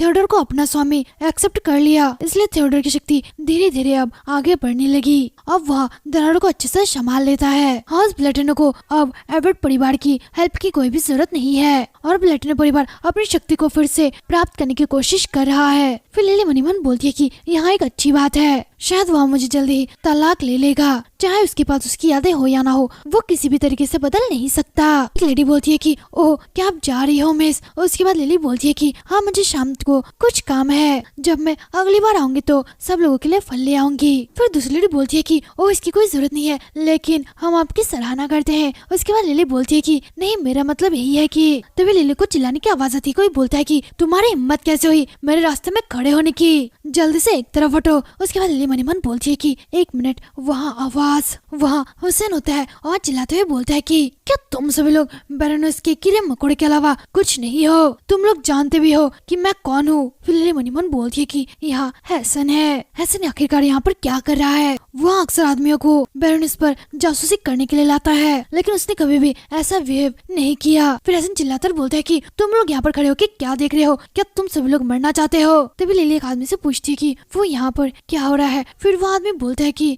वो वेल। तभी हैसन चिल्लाता बोलता है कि मेरे सामने एवरेट परिवार की इंसल्ट करने की तुम्हारी हिम्मत कैसे हुई? फिर लिली मनी मन बोलती है कि अच्छा ऐसा है, एरोनिस डची के लोगों के द्वारा एवरेट हाउस को इंसल्ट करने के तरीके में थोड़ा सा बदलाव आया है। पहले यहाँ सिर्फ एक नफरत थी, हाल ही में कई लोग एवरेस्ट फैमिली का मजाक उड़ा रहे हैं और उनको बुला भला कह रहे हैं। और हैसन का स्वभाव यहाँ पहले से ही बहुत ज्यादा बेकार था, वह इस तरह की इंसल्ट नहीं सह सकता था, इसलिए वो बेकार में ऐसे चिल्लाता फिर रहा है। हैसन चिल्लाकर बोलता है कि मैं तुम बेवकूफों को बस एक रास्ता दूंगा, या तो तुम्हारा गला काट दिया जाएगा या फिर तुम्हारी जीभ काट दी जाएगी, इनमें से एक रास्ता चुनो, तुम लोग क्या चुनोगे? तभी कोई बोलता है कि तुम होते कौन हो यहाँ बोलने वाले कि हमारा गला काट दिया जाएगा या फिर हमारी जीभ काट दी जाएगी? एकमात्र व्यक्ति जो हमें यहाँ बोल सकते हैं वह हमारे लॉर्ड है। कुछ ऐसा भी नहीं है कि हम लोगों ने कुछ गलत कहा हो, यहाँ तक कि सड़क पर रहने वाले आवारा कुत्ते भी जानते हैं कि एवरेट हाउस शैतानों का घर है। तभी एक बूढ़ा व्यक्ति आगे आता है और बोलता है कि यह वाल वहाँ एवरेट का बेटा है। फिर हैसन बोलता है कि ओहो चांदी जैसे वालों के बावजूद तुम्हें इसका एहसास अब हुआ, बेशक अभी भी आप सभी लोग एक मूर्ख कॉकरोच की टीम है और कुछ नहीं। तो तुम्हारा गला या फिर जीभ मुझे आखिरकार क्या काटना चाहिए? तुम बाई और वाले, क्या तुम आगे आ सकते हो? क्या तुम गूंगे हो गए हो? क्या तुम्हें ठीक से बोलना नहीं आता? आखिरकार तुम चुप क्यों हो? फिर लिली मन ही मन बोलती है कि मैं यहाँ सब कुछ ऐसे खड़े होके नहीं देख सकती। तभी लिली सामने आती है और हसन बोलता है कि क्या तुम कौन हो? फिर लिली बोलती है कि मेरा नाम लुआ है, मैं एक नौकरानी हूँ जो ड्यूक पैलेस में काम करती है। मैं यहाँ पर हूँ जिसके वजह से आपके सम्मान के मार्ग में बाधा हो रही है। इसके लिए मैं आपसे माफी मांगती हूँ और मैं इन लोगों की ओर से भी आपसे माफी मांगती हूँ। प्लीज मैं आपसे विनती करती हूँ कि एक बार मेरी बात सुन लीजिए। शुरू से इन लोगों में अच्छी शिक्षा का अभाव है। इसके अलावा पिछले 1.5 साल से वे जादुई जीवों के हमले से सदमे में है, इसलिए वे मानसिक रूप से उतने विकसित नहीं हुए। वे अपने दिमाग को खो बैठे और उनके दिल में जो दुख छुपा है उसके कारण वहाँ बिना सोचे समझे बोल पड़े। मैं अपने सच्चे दिल से आपसे प्रार्थना करती हूँ कि आप बहुत ज्यादा दयावान दिखते हैं, प्लीज उन लोगों को माफ कर दीजिए। यहाँ सुन के हसन थोड़ा सा चौंकता है और फिर हंसते हुए अपनी तलवार को लिली की गर्दन के पास ले जाता है और बोलता है कि एक नॉर्मल से नौकरानी, आपको तो काफी साहस है लेकिन आपके मैनर्स बहुत अच्छे हैं। यहाँ देखते हुए कि आपने सब कुछ महल में काम करते हुए सीखा। फिर लिली बोलती है कि थैंक यू लॉर्ड। तभी हसन जोर जोर से हंसने लगता है और लिली को अपनी तरफ खींचते हुए बोलता है कि तुम क्या कर रही हो? कि यहाँ तुम्हारा नया शौक है?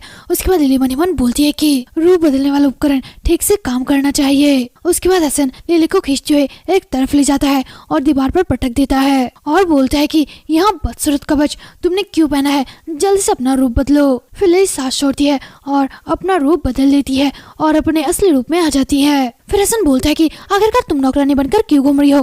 तुम एक डचेस हो, क्या तुम भूल गई हो? फिर लिली बोलती है कि मुझे बस कुछ काम निपटाने थे। फिर हसन हंसने लगता है और फिर लिली के हाथ को बांधने लगता है। लिली चौंक कर बोलती है कि तुम यहाँ क्या कर रहे हो? उसके बाद हसन बोलता है कि क्या तुम सचमुच लेलन चेस्टर जैसे कम्युनिस्ट से दोबारा शादी करना चाहती हो? फिर लिली बोलती है कि इससे आपका क्या मतलब है? उसके बाद हसन बोलता है कि यह मेरा बिजनेस क्यों नहीं है? हसन लिली को लेकर घोड़े के पास जाता है। तभी कोई चिल्लाता है, बोलता है कि रुक जाओ। हसन और लिली सामने देखते हैं, सामने ड्यूक होता है। लिली सामने देख के बहुत ही ज्यादा चौंकती है और बोलती है कि क्या थियोडोर? ड्यूक देखता है कि लिली के हाथ बंधे हुए हैं। ड्यूक यहाँ देख के बहुत ही ज्यादा चौंकता है और बोलता है कि आप अभी भी क्या कर रहे थे? हसन एवरेट, बेहतर होगा कि तुम मुझे सब कुछ सच सच बता दो। फिर हसन बोलता है कि ओ ड्यूक ब्लेटनो, तुम इस आवारा की इतनी ज्यादा परवाह कब से करने लगे? फिर ड्यूक बोलता है कि क्या तुम मुझसे आवारा आखिरकार क्यों कह रहे हो? फिर हसन बोलता है कि क्या तुम्हारा दिमाग खराब हो गया है? क्या तुम्हारे दिमाग में चोट लगी है और तुम याददाश्त खो बैठे या फिर कुछ और? जिस लेडी के बारे में बात कर रहे हैं वहाँ लेडी लिली एवरेट है जिससे आप बहुत ज्यादा नफरत करते हैं, फिर भी आप उसके साथ एक खजाने की तरह बिहेव कर रहे हैं। यहाँ सब एक नाटक है ना? फिर लिली मन ही मन बोलती है कि उसके लिए जवाब देना यहाँ आसान नहीं होने वाला। दुनिया को यहाँ बताने से कोई भी फायदा नहीं है कि उसने अपनी याददाश्त खो दी है और डैड और ओवन इस तरह के लोग हैं जो ड्यूक के खिलाफ इस बात का भी फायदा उठा सकते हैं। तभी लिली सामने आती है और बोलती है कि हसन, तुम्हें मेरे साथ इस तरह का मजाक करना बंद करना होगा, भले ही तुम मेरे छोटे भाई क्यों ना हो। यहाँ बिल्कुल भी मजेदार नहीं है। फिर लिली मन ही मन बोलती है कि वह हैरान क्यों लग रहा है? क्या उसे लगता है कि मैं खुद को किसी भी चीज से नहीं छुड़ा सकती? फिर लिली ड्यूक से बोलती है कि हसन वह तो बस मेरे साथ मजाक कर रहा था, आपको टेंशन लेने की कोई भी जरूरत नहीं है, यहाँ सीरियस नहीं है। फिर ड्यूक गुस्से से बोलता है कि कैसे तुम यहाँ कैसे कह सकती हो? वह आपको कंट्रोल करने की कोशिश कर रहा था और आपको रस्सी से खींच रहा था जैसे कि तुम कोई बदमाश हो। आपसे मजाक के रूप में कैसे एक्सेप्ट कर सकती हो? यह एक मजाक, कोई भी दुनिया में किसी व्यक्ति के साथ ऐसा मजाक नहीं करता। फिर लिली मन ही मन बोलती है कि यहाँ वहाँ आदमी नहीं है जिसे मैं जानती थी। अचानक मुझे यहाँ विचार आ रहा है कि अगर यहाँ व्यक्ति अपनी याददाश्त खोने से पहले भी ऐसा ही होता तो वहाँ कितना ज्यादा परेशान होता, या फिर इस व्यक्ति की अगर याददाश्त नहीं खोती तो क्या वहाँ इस बात को अनदेखा नहीं करता कि हसन मुझे घसीटते हुए ले जा रहा है या नहीं। सच तो यहाँ है कि वहाँ शायद मुझे ढूंढने के लिए भी नहीं आता। इस दर पर मेरे पास दूसरा कोई क्वेश्चन नहीं है, मुझे यहाँ कोशिश करना है। तभी सीलिया अपनी आंखें बंद कर लेती है और चक्कर खा के नीचे गिर जाती है। हसन और ड्यूक दोनों चिल्लाते और बोलते हैं कि लिली मन ही मन बोलती है कि ऐसा लगता है कि मैं किसी गहरे स्थान पर धीरे धीरे डूब रही हूँ। तभी लिली की आंखें खुलती है और वहाँ झट से उठती है। चार्लोट बोलती है कि हे भगवान, क्या आप ठीक है मैम? प्लीज धीरे धीरे सांस लीजिए। फिर लिली उठ के सामने देखने लगती है और मन ही मन बोलती है कि हे भगवान, इसने काम किया, आखिरकार मैं हैसन को भगाने में कामयाब रही। तभी वहाँ पर ड्यूक आता है और चार्लोट बोलती है कि क्या योर हाइनेस? ड्यूक सामने देख के बहुत ही ज्यादा चौंकता है और लिली भी ड्यूक को देख के बहुत ही ज्यादा चौंकती है। ड्यूक लिली के पास बैठता है और बोलता है कि लिली, क्या तुम ठीक हो? अभी तुम्हें कैसा लग रहा है? फिर लिली बोलती है कि हाँ मैं ठीक हूँ। ड्यूक बहुत ज्यादा दुखी होता है और बोलता है कि मैं बहुत ज्यादा घबरा गया था जब आपकी सांस अचानक रुक गई थी। मैं डॉक्टर को कहूंगा कि वो आपकी तबीयत पर अच्छे से ध्यान दे, इसलिए टेंशन मत लो, टाइम टाइम पर तुम्हारी जांच होती रहेगी। उसके बाद लिली बोलती है कि हाँ ठीक है। क्या हैसन चला गया? फिर ड्यूक बोलता है कि उन्हें जल्दी अपनी जगह पर लौट जाना चाहिए था और हम लोगों ने यहाँ देख लिया कि वहाँ अब हमारे राज्य में नहीं है। फिर लिली मनी मन बोलती है कि क्या हसन इतनी जल्दी लौट गया? यहाँ थोड़ा सा अजीब है। हसन को एवेट परिवार के सदस्य होने पर बहुत ज्यादा गर्व है। वह अक्सर अपने कामों के जरिए परिवार के प्रति वफादार होने का सबूत दिखाता है। उसके पास कोई भी निजी संपत्ति नहीं है और उसके बाद केवल कुछ ही शूरवीर उसके पास है। उसके पास आखिरकार निजी आवास क्यों है? ऐसा हो सकता है कि वह अब परिवार के साथ मिलजुल कर नहीं रह पा रहा है। अगर ऐसा है तो फिर ड्यूक बोलता है कि लिली, फिर लिली बोलती है कि हसन के साथ जो कुछ भी है उसके बारे में टेंशन मत लीजिए, वो ऐसे ही है, गंवार और शरारती। फिर ड्यूक बोलता है कि ठीक है, मुझे लगता है कि अब तुम्हें आराम करना चाहिए। अगर तुम चाहो तो मैं तुम्हें कंपनी दे सकता हूँ। फिर लिली थोड़ा सा सोच के बोलती है कि नहीं। ड्यूक यहाँ सुन के बहुत ज्यादा हैरान होता है। फिर लिली बोलती है कि नहीं, वो मैं यहाँ कहना चाहती हूँ कि मैं अकेले आराम करना पसंद करूंगी। जब कोई मेरे पास होता है तो मुझे थोड़ा सा असहज महसूस होता है। फिर ड्यूक बोलता है कि ऐसे ज्यादा चिंता के लिए प्लीज मुझे माफ करना। उसके बाद ड्यूक वहाँ से जाने लगता है और बोलता है कि ठीक है, मैं अब जाता हूँ, प्लीज आराम करना। फिर लिली बोलती है कि हाँ ठीक है माय लॉर्ड, आपको भी थोड़ा सा आराम कर लेना चाहिए। उसके बाद ड्यूक दरवाजे पर रुक जाता है और बोलता है कि अगली बार क्या तुम मुझे मेरे नाम से बुलाओगी? यहाँ सुन के लिली बहुत ही ज्यादा चौंकती है और फिर ड्यूक वहाँ से चला जाता है। फिर चार्लोट बोलती है कि मैं सच में बहुत ज्यादा चौंक गई थी जब मैंने सुना था कि आप अचानक बेहोश हो गई। मेरा दिल तो लगभग बैठ ही गया था। अब जब आप सचमुच ठीक है तो यहाँ एक रात की बात है। फिर लिली बोलती है कि मैंने यहाँ जानबूझकर किया। चार्लोट यहाँ सुन के बहुत ही ज्यादा चौंकती है और बोलती है कि क्या? उसके बाद लिली बोलती है कि मैं जानबूझकर बेहोश हुई थी। यहाँ करने का एक तरीका है, क्या आप जानना चाहोगे कि कैसे? तभी चार्लोट लिली के सामने आती है। लिली चौंक कर बोलती है कि क्या चार्लोट? फिर चार्लोट बोलती है कि मैम प्लीज ऐसा दोबारा मत करना, कभी भी नहीं। उसके बाद लिली बोलती है कि ठीक है, मैं दोबारा ऐसा कभी भी नहीं करूंगी। फिर चार्लोट बोलती है कि क्या सचमुच, क्या आप मुझसे वादा कर सकते हो? उसके बाद लिली बोलती है कि हाँ। उसके थोड़ी देर बाद चार्लोट लिली के लिए खाना ले आती है और बोलती है कि यहाँ थोड़ा सा गर्म सूप है, यहाँ बहुत ज्यादा गर्म नहीं है, इसलिए इसे ठीक होना चाहिए। फिर लिली बोलती है कि हाँ ठीक है, उसे ले आओ। उसके बाद लिली उस सूप को पीने लगती है और ड्यूक को याद करने लगती है।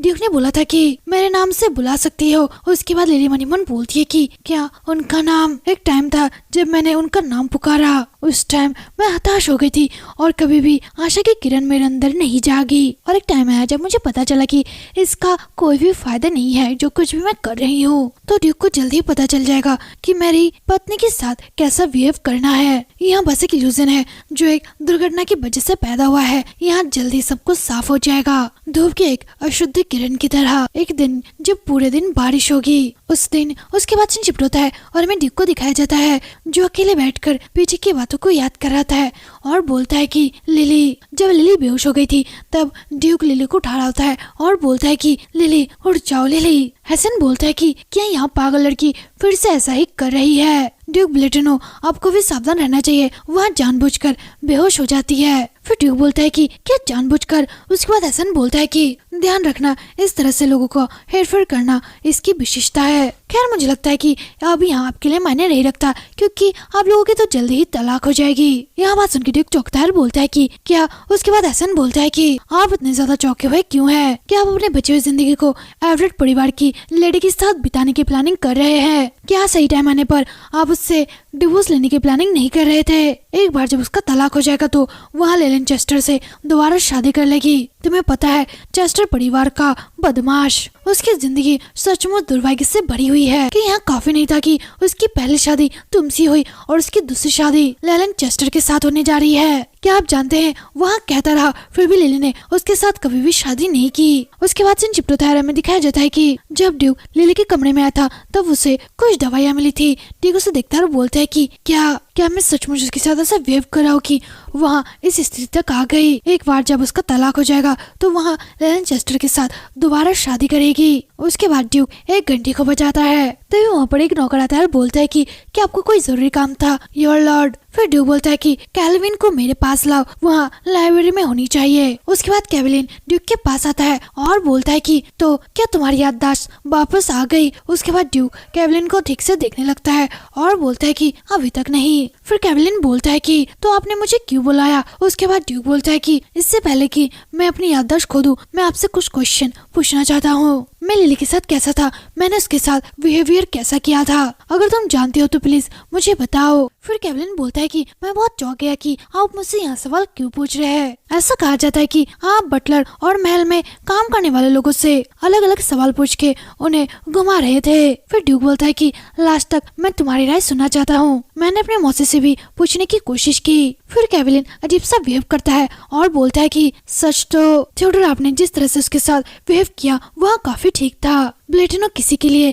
लेकिन जब आप लिली एवलेट के जीवन को देखते हैं तो वहाँ बेतुका है। हालांकि मुझे नहीं लगता कि आप इतने ज्यादा बुरे थे, आखिरकार एवलेट परिवार से ही तो थी, है ना। उसके बाद ड्यूक बोलता है कि लेकिन वहाँ लिली ब्लेटिनो है ना। फिर कैवलिन बोलता है कि यहाँ कारण नहीं है, उस लेडी के कारण अब वो कठिन समय से गुजरना पड़ा। फिर ड्यूक बोलता है कि क्या कठिन समय। फिर कैवलिन बोलता है कि खैर आपने जो कहानी मुझे सुनाई थी वहाँ सीक्रेट थी, यहाँ पता लगाना बहुत ज्यादा कठिन था कि आखिरकार वहाँ क्या है। इसलिए मुझे लगता है कि जब तक आपकी यादें वापस नहीं आ जाती इंतजार करना यहाँ ठीक रहेगा। और डचेस को बहुत करीब से जानने की कोशिश मत करो, बाद में आपको इसका पछतावा हो सकता है। उसके बाद ड्यूक बोलता है कि हालांकि मैं सुनना चाहूंगा कि आप क्या जानते हैं, क्योंकि बाद में मुझे निर्णय लेना है। फिर कैवलिन बोलता है कि पहली बार जब आप दोनों 2 साल पहले ड्यूक ऑफ एवरेट के महल में मिले थे उस टाइम। उसके बाद सीन शिफ्ट होता है और हमें दिखाया जाता है कि ड्यूक गैलरी से चल रहा है और मनीमन बोलता है कि मैं ज्यादा कुछ नहीं जानता, जैसा कि आप जानते हैं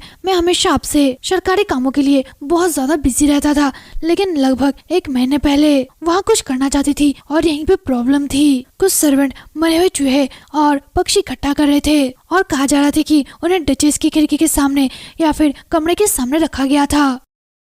जब मैंने इस सब के बारे में एक सर्वेंट से पूछा तब उसने मुझे बताया कि यहाँ सब कुछ पिछले 6 महीनों से हो रहा है। मैंने सोचा कि यहाँ सचमुच बहुत ज्यादा बुरा था। मैंने सोचा कि मैं यहाँ आपको बताऊं या फिर ना बताऊं, फिर मैंने खुद ही उसी चीज से निपटने के बारे में सोचा। मैंने सोचा था कि यहाँ अब से नहीं होगा क्योंकि मैं खुद ही इन सब चीज को देख लूंगा। फिर ड्यूक मनीमन बोलता है कि आखिरकार क्यों नौकरानों ने एक दूसरे से फुसफुसाकर यहाँ छुपाई कि वे लोग डचेस को परेशान कर रहे थे। 1 साल और 6 महीने नहीं, 2 साल यहाँ बहुत ही ज्यादा लंबा टाइम है। अगर कोई व्यक्ति उन वर्षों के दौरान किसी दूसरे व्यक्ति को चोट पहुँचाता है तो क्या उन व्यक्ति के घाव को पूरी तरह से ठीक करना यहाँ बहुत ज्यादा कठिन होगा, या फिर मैं जितना ज्यादा सोचता हूँ यहाँ उससे कहीं ज्यादा आसान होगा। यहाँ बिल्कुल भी आसान नहीं हो सकता। मुझे लगता है कि उसके दिल में जितना ज्यादा अंधेरा है वह मेरी सोच से कहीं ज्यादा है, लेकिन मुझे इस बात पर अजीब सा आत्मविश्वास महसूस हो रहा है। अचानक मेरे पुराने टीचर की बात मेरे दिमाग में आ गई। कठिनाई का सार मनुष्य के अंदर ही कहीं छुपा हुआ होता है। हालांकि मनुष्य रोटी के एक टुकड़े से ही खुश हो सकते हैं, लेकिन वे लालची होते हैं और उन्हें ज्यादा कुछ चाहिए होता है और दूसरों से नफरत करने और उनसे जेलस होने पर हमारा मन दुखों से भर जाता है। बिना यहाँ जाने की उस फीलिंग्स को हम कैसे खत्म करें। मैं याददाश्त खोने से पहले खुद से यहाँ पूछना चाहता था, आखिरकार मैं उसके साथ इतना ज्यादा कठोर क्यों था। क्या मैं उसी टाइम से उसकी ओर देखने लगा था जब मैंने उसे पहली बार देखा था। फिर कोई बोलता है कि आप उस दिन एवरेट हाउस गए थे और जिस महिला के बारे में आप बात कर रहे हैं, और उस टाइम आपको जैसी फीलिंग आई उस फीलिंग के बारे में आपने मुझे बताया। थियोडोर को पहली नजर में ही प्यार हो गया था। जैसे जैसे आप उस लेडी के बारे में बात करते रहे हैं आपको आमतौर पर उसकी हर एक बात पर ध्यान आएगा। जैसे ही उसने अपने नाखून को काट दिए जो बहुत ही ज्यादा छोटे लग रहे थे, ऐसा लग रहा था जैसे उससे बहुत ज्यादा दर्द हो रहा हो। क्या तुम सचमुच सोच रहे थे कि उस टाइम तुम सचमुच पागल हो रहे हो? आपको बहुत पहले से ही उसके प्रति बहुत ज्यादा आकर्षण था। उसके प्रति आपकी जो फीलिंग्स थी वहाँ पहले से ही आप जानते थे और आपने उसे एवरेट फैमिली से दूर ले जाने की प्लानिंग की। हालांकि आपने उसके साथ क्रूरता से बिहेव किया और उसे रिजेक्ट कर दिया। फिर ड्यूक मनीमन बोलता है कि निश्चित तौर पर हमारे बीच में कुछ था और किसी ने उसके बीच में तोड़फोड़ की। इस घटना की वजह से हमारे बीच में गलतफहमी पैदा हो गई। उसके बाद ड्यूक लिली के कमरे के सामने जाता है और बोलता है कि लिली। उसके बाद ड्यूक थोड़ी देर तक उसके कमरे के सामने चक्कर काटता रहा। वह मुझसे निश्चित रूप से नफरत करती है। तभी वहाँ पे एनेबेला आती है और ड्यूक उसे देख के थोड़ा सा चौंकता है। फिर मन मन बोलता है कि क्या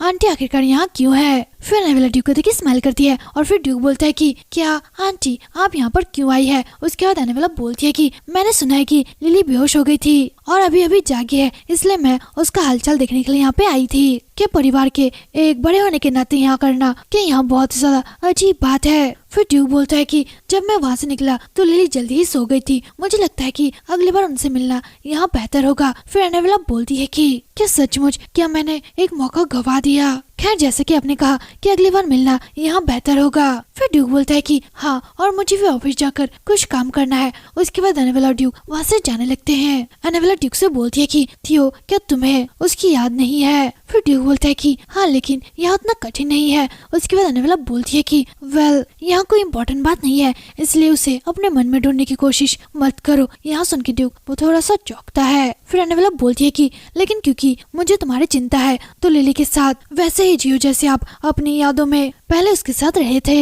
वैसे भी उसे हमारी फैमिली को छोड़ने में ज्यादा टाइम नहीं लगेगा। फिर ड्यूक वहीं पर रुक जाता है और मन ही मन बोलता है कि क्या हमारी फैमिली को छोड़ने में ज्यादा टाइम नहीं लगेगा। थियोर के लिए एनेबेला मैओर थी, कोई ऐसा व्यक्ति जिसने लंबे टाइम तक उसकी देखभाल की थी। हालांकि एनेबेला सोचती थी कि वह उसके बारे में ऐसे सोचे जैसे कि वहाँ उसकी माँ हो और केवल शुर की डचेस की इच्छा की वजह से वह यहाँ पर नहीं है। फिर ड्यूक मन ही मन बोलता है कि क्या हो अगर नहीं, मुझे अभी तक यकीन नहीं है, अभी तक नहीं। उसके बाद शिफ्ट होता है और मैं हसन को दिखाया जाता है। हसन से कोई बोलता है कि ऐसा कहा जाता है कि लिली और थियोर ब्लेटिनो मिलने गए थे। फिर हसन गुस्सा होते हुए बोलता है कि क्या यहाँ खबर अभी आपके कानों तक पहुँची है। फिर रोवन बोलता है कि मुझे भाई कहो। उसके बाद हसन बोलता है कि क्या मैं तुम्हें मार डालूंगा भाई। फिर रोवन बोलता है कि मुझे यहाँ बताओ कि यहाँ कैसे हुआ। उसके बाद हसन बोलता है कि आपका मतलब है कि हमेशा की तरह। फिर हसन मनी मन बोलता है कि मैं आसानी से हार नहीं मानूंगा। उसके बाद हसन बोलता है कि लेकिन यहाँ थोड़ा सा अजीब है कि ब्लेटिनो क्या वहाँ थोड़ा सा अजीब व्यक्ति नहीं लग रहा था। फिर रोवन बोलता है कि आप किस बारे में बात कर रहे हो, कैसा हो सकता है कि उसने मेरी याददाश्त खो दी। उसके बाद हसन बोलता है कि ओह हाँ, ऐसा लग रहा था कि उसने अपनी याददाश्त खो दी हो, शायद वहाँ नाटक कर रहा हो। लेकिन एक मिनट रुको, क्या? अरे नहीं भाई, ईमानदारी से कहाँ गया, यहाँ थोड़ा सा अजीब नहीं हो गया? यह इतना अजीब कैसे हुआ? फिर रोवन बोलता है कि अचानक अजीब से तुम्हारा क्या मतलब है? फिर हसन गुस्सा होते हुए बोलता है कि भाई अपनी बातें अजीब मत मोड़ो। फिर रोवन बोलता है कि खैर उस कमीने को एक दिन मैं अपने सामने घुटने के बल बैठने के लिए मजबूर कर दूंगा। जैसा कि तुम जानते हो हसन, जो भी मैं करता हूँ वहाँ सिर्फ एवरेट फैमिली के लिए ही होता है। यहाँ बोल के ओवेन वहाँ से चला जाता है और फिर हसन बहुत ही ज्यादा गुस्से से चिल्लाता है, बोलता है कि डैम इट। ओवेन हंसते हंसते बाहर जा रहा होता है। ओवेन बहुत ही ज्यादा गुस्से में होता है और वहाँ अपने सोफे को एक तरफ फेंक देता है और बोलता है कि तुम बदमाश हो, तुम क्या सोचते हो? तुमको क्या लगता है कि मुझे पता चलने का कोई भी रास्ता नहीं है? उसके बाद शिफ्ट होता है और हमें दिखाया जाता है कि ड्यूक और लिली एक साथ बैठ के बात कर रहे होते हैं। ड्यूक थोड़ा सा सोचते हुए, थोड़ी सी हिम्मत करते हुए बोलता है कि आप उस टाइम नौकरानी जैसे कपड़े पहने हुए क्यों थे? उस दिन गाँव वालों ने यहाँ बताया कि एवरेट परिवार के एक बेटे ने ब्लेटिनो कैसल की एक नौकरानी को उसकी इच्छा के बिना अपने साथ ले गया था। गाँव वालों ने मुझे बताया था कि उस नौकरानी का नाम लुआ था। गाँव वालों ने बताया था कि वहाँ कभी कभी गाँव में खाना बांटने और जरूरत के सामान बैठने के लिए आती थी। कोई बात नहीं, प्लीज मेरे साथ ईमानदार रहिए कि तुमने इतने टाइम तक नौकरानी की तरह रहकर गाँव वालों की मदद कर रही थी। फिर लिली मनी मन बोलती है कि मैं सबका श्रेय नहीं लेना चाहती। अगर मैं इसे एक्सेप्ट कर लूँ तो वहाँ मेरे बारे में क्या सोचेगा? क्या वहाँ इस बात से थोड़ा प्रभावित होगा कि मैंने कुछ अच्छा काम किया? ईमानदारी से कहूँ तो उसे बदलता हुआ देखकर मुझे उतनी खुशी नहीं हो रही। शायद मुझे जानने की उत्सुकता है कि उसकी प्रतिक्रिया क्या होगी अगर वह अपनी याददाश्त नहीं खोता तो। वह आदमी जिसने मुझसे नफरत करने की यादें खो दी है। फिर लिली बोलती है कि यह सिर्फ एक शौक था, एक शौक। कभी कभी जब मैं बोर हो जाती तो मैं गांव में चली जाती उनकी जरूरत की चीजें और दूसरे सामानों को देने के लिए। बस इतना ही। उसके बाद ड्यूक बोलता है कि ठीक है, मैं समझ गया, मैं आपसे कुछ और पूछना चाहता हूँ। फिर लिली बोलती है कि जरूर पूछिए, आप मुझसे पूछ सकते हैं। फिर ड्यूक बोलता है कि क्या सच में ऐसा है? फिर ड्यूक एक दवाई की बोतल को निकालता है और बोलता है कि मैंने इसे फार्मासिस्ट को दिखवाया था और उन लोगों ने मुझे बताया कि यहाँ नींद की गोलियां है, लेकिन यहाँ सचमुच विषैली जड़ी बूटी से बनती है, इसलिए अगर हम लोग इसे हर रोज लेते हैं तो यह हमारे शरीर के लिए बहुत ही खतरनाक हो सकता है। तो क्या आप सचमुच हर दिन इन दवाओं को लेती थी, एक भी दिन छोड़े बिना? फिर लिली मनी मन बोलती है कि हाँ, वहाँ मेरे कमरे में आया था। फिर लिली बोलती है कि हाँ, मैं सो नहीं सकती थी, इसलिए मैं इन दवाओं को लेती थी। उसके बाद ड्यूक बोलता है कि क्या रोज? फिर लिली बोलती है कि हाँ, तुमने ठीक कहा, बिना एक भी दिन छोड़े। उसके बाद ड्यूक को बहुत ज्यादा गुस्सा आता है और वह अपनी ताकत को वो शीशे में छोड़ देता है, जिससे ब्लू कलर का धुआं जैसा निकलने लगता है। ड्यूक गुस्से से बोलता है कि अब से इन दवाओं को मत लेना। फिर लिली बोलती है कि कल मैं सोने से पहले 2 गोलियां ले ली थी। फिर ड्यूक बोलता है कि क्या तुमने 2 गोलियां ली? फिर लिली बोलती है कि ऐसा लगता है कि मुझ पर इनका असर थोड़ा सा कम हो गया है, इसलिए मैंने इसकी खुराक बढ़ा दी। उसके बाद ड्यूक गुस्से से बोलता है कि कहाँ है गोलियां? फिर लिली बोलती है कि आखिरकार आप क्या करना चाहते हैं? फिर ड्यूक एक ड्रॉर खोलता है और इसमें दवाइयों की शीशियां पड़ी हुई थी। फिर ड्यूक बोलता है कि मैं सब गोलियों को जला दूंगा। फिर ड्यूक सारी दवाइयों के शीशी को नष्ट कर देता है और बोलता है कि अगर कुछ बचा है तो उसे बाहर निकालो। फिर लिली बोलती है कि यहाँ पर अब कुछ भी नहीं बचा, बस इतना सा ही था। फिर ड्यूक बोलता है कि क्या तुम्हें यकीन है कि तुम मुझसे झूठ नहीं बोल रही? फिर लिली बोलती है कि आखिरकार तुम यहाँ क्यों कर रहे हो? फिर ड्यूक बोलता है कि क्या आप सचमुच नहीं जानते कि क्यों? फिर लिली बोलती है कि यहाँ तो बस एक नींद की गोली है ना। फिर ड्यूक बोलता है कि यहाँ एक जहर है, अगर तुम इसका इस्तेमाल लंबे टाइम तक करोगी तो तुम मर सकती हो। फिर लिली बोलती है कि मुझे पता है, यहाँ इस दवा का एक प्रकार का साइड इफेक्ट है। फिर ड्यूक बोलता है कि आपका मतलब है कि आप यहाँ कहना चाहते हो कि आप जो हर दिन यहाँ दवा लेते थे, इसका कारण यहाँ है कि? फिर लिली बोलती है कि मुझे गलत मत समझो, लेकिन उस दवा का जो भी साइड इफेक्ट है, मुझे इससे कोई भी फर्क नहीं पड़ता। फिर ड्यूक बोलता है कि आप आखिरकार ऐसा क्यों कह रही हो? मैं जानता हूँ कि मेरी याददाश्त खोने से पहले मैं तुम्हारे प्रति बहुत ही ज्यादा क्रूर था, और मैं जानता हूँ कि आप यहाँ बहाना भी बना सकती हो कि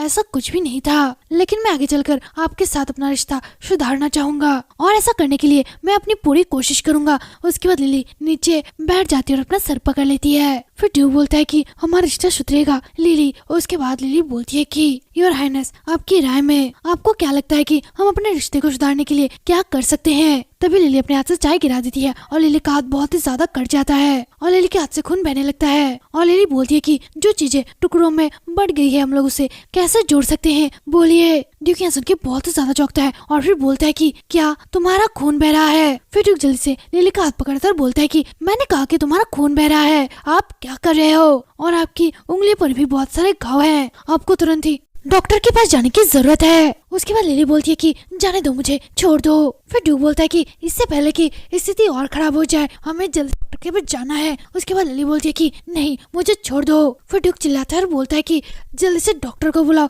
उसके थोड़ी देर बाद डॉक्टर आते हैं और लिली का इलाज करते हैं और बोलती है कि ठीक है, जाना चाहिए। लिली बहुत ज्यादा उदास बैठी होती है। उसके बाद ड्यूक बोलता है कि लिली, क्या तुम ठीक हो? लिली बहुत ज्यादा रो रही होती है और ड्यूक से दूर भागती है और बोलती है कि मैं डर रही हूँ तुमसे, मेरे पास मत आओ। उसके बाद चार्लोट बोलती है कि मुझे माफ कर देना महामहिम, लेकिन बेहतर होगा कि अभी इस टाइम आप इस कमरे से चले जाइए, मैं डचेस की अच्छी देखभाल करूंगी।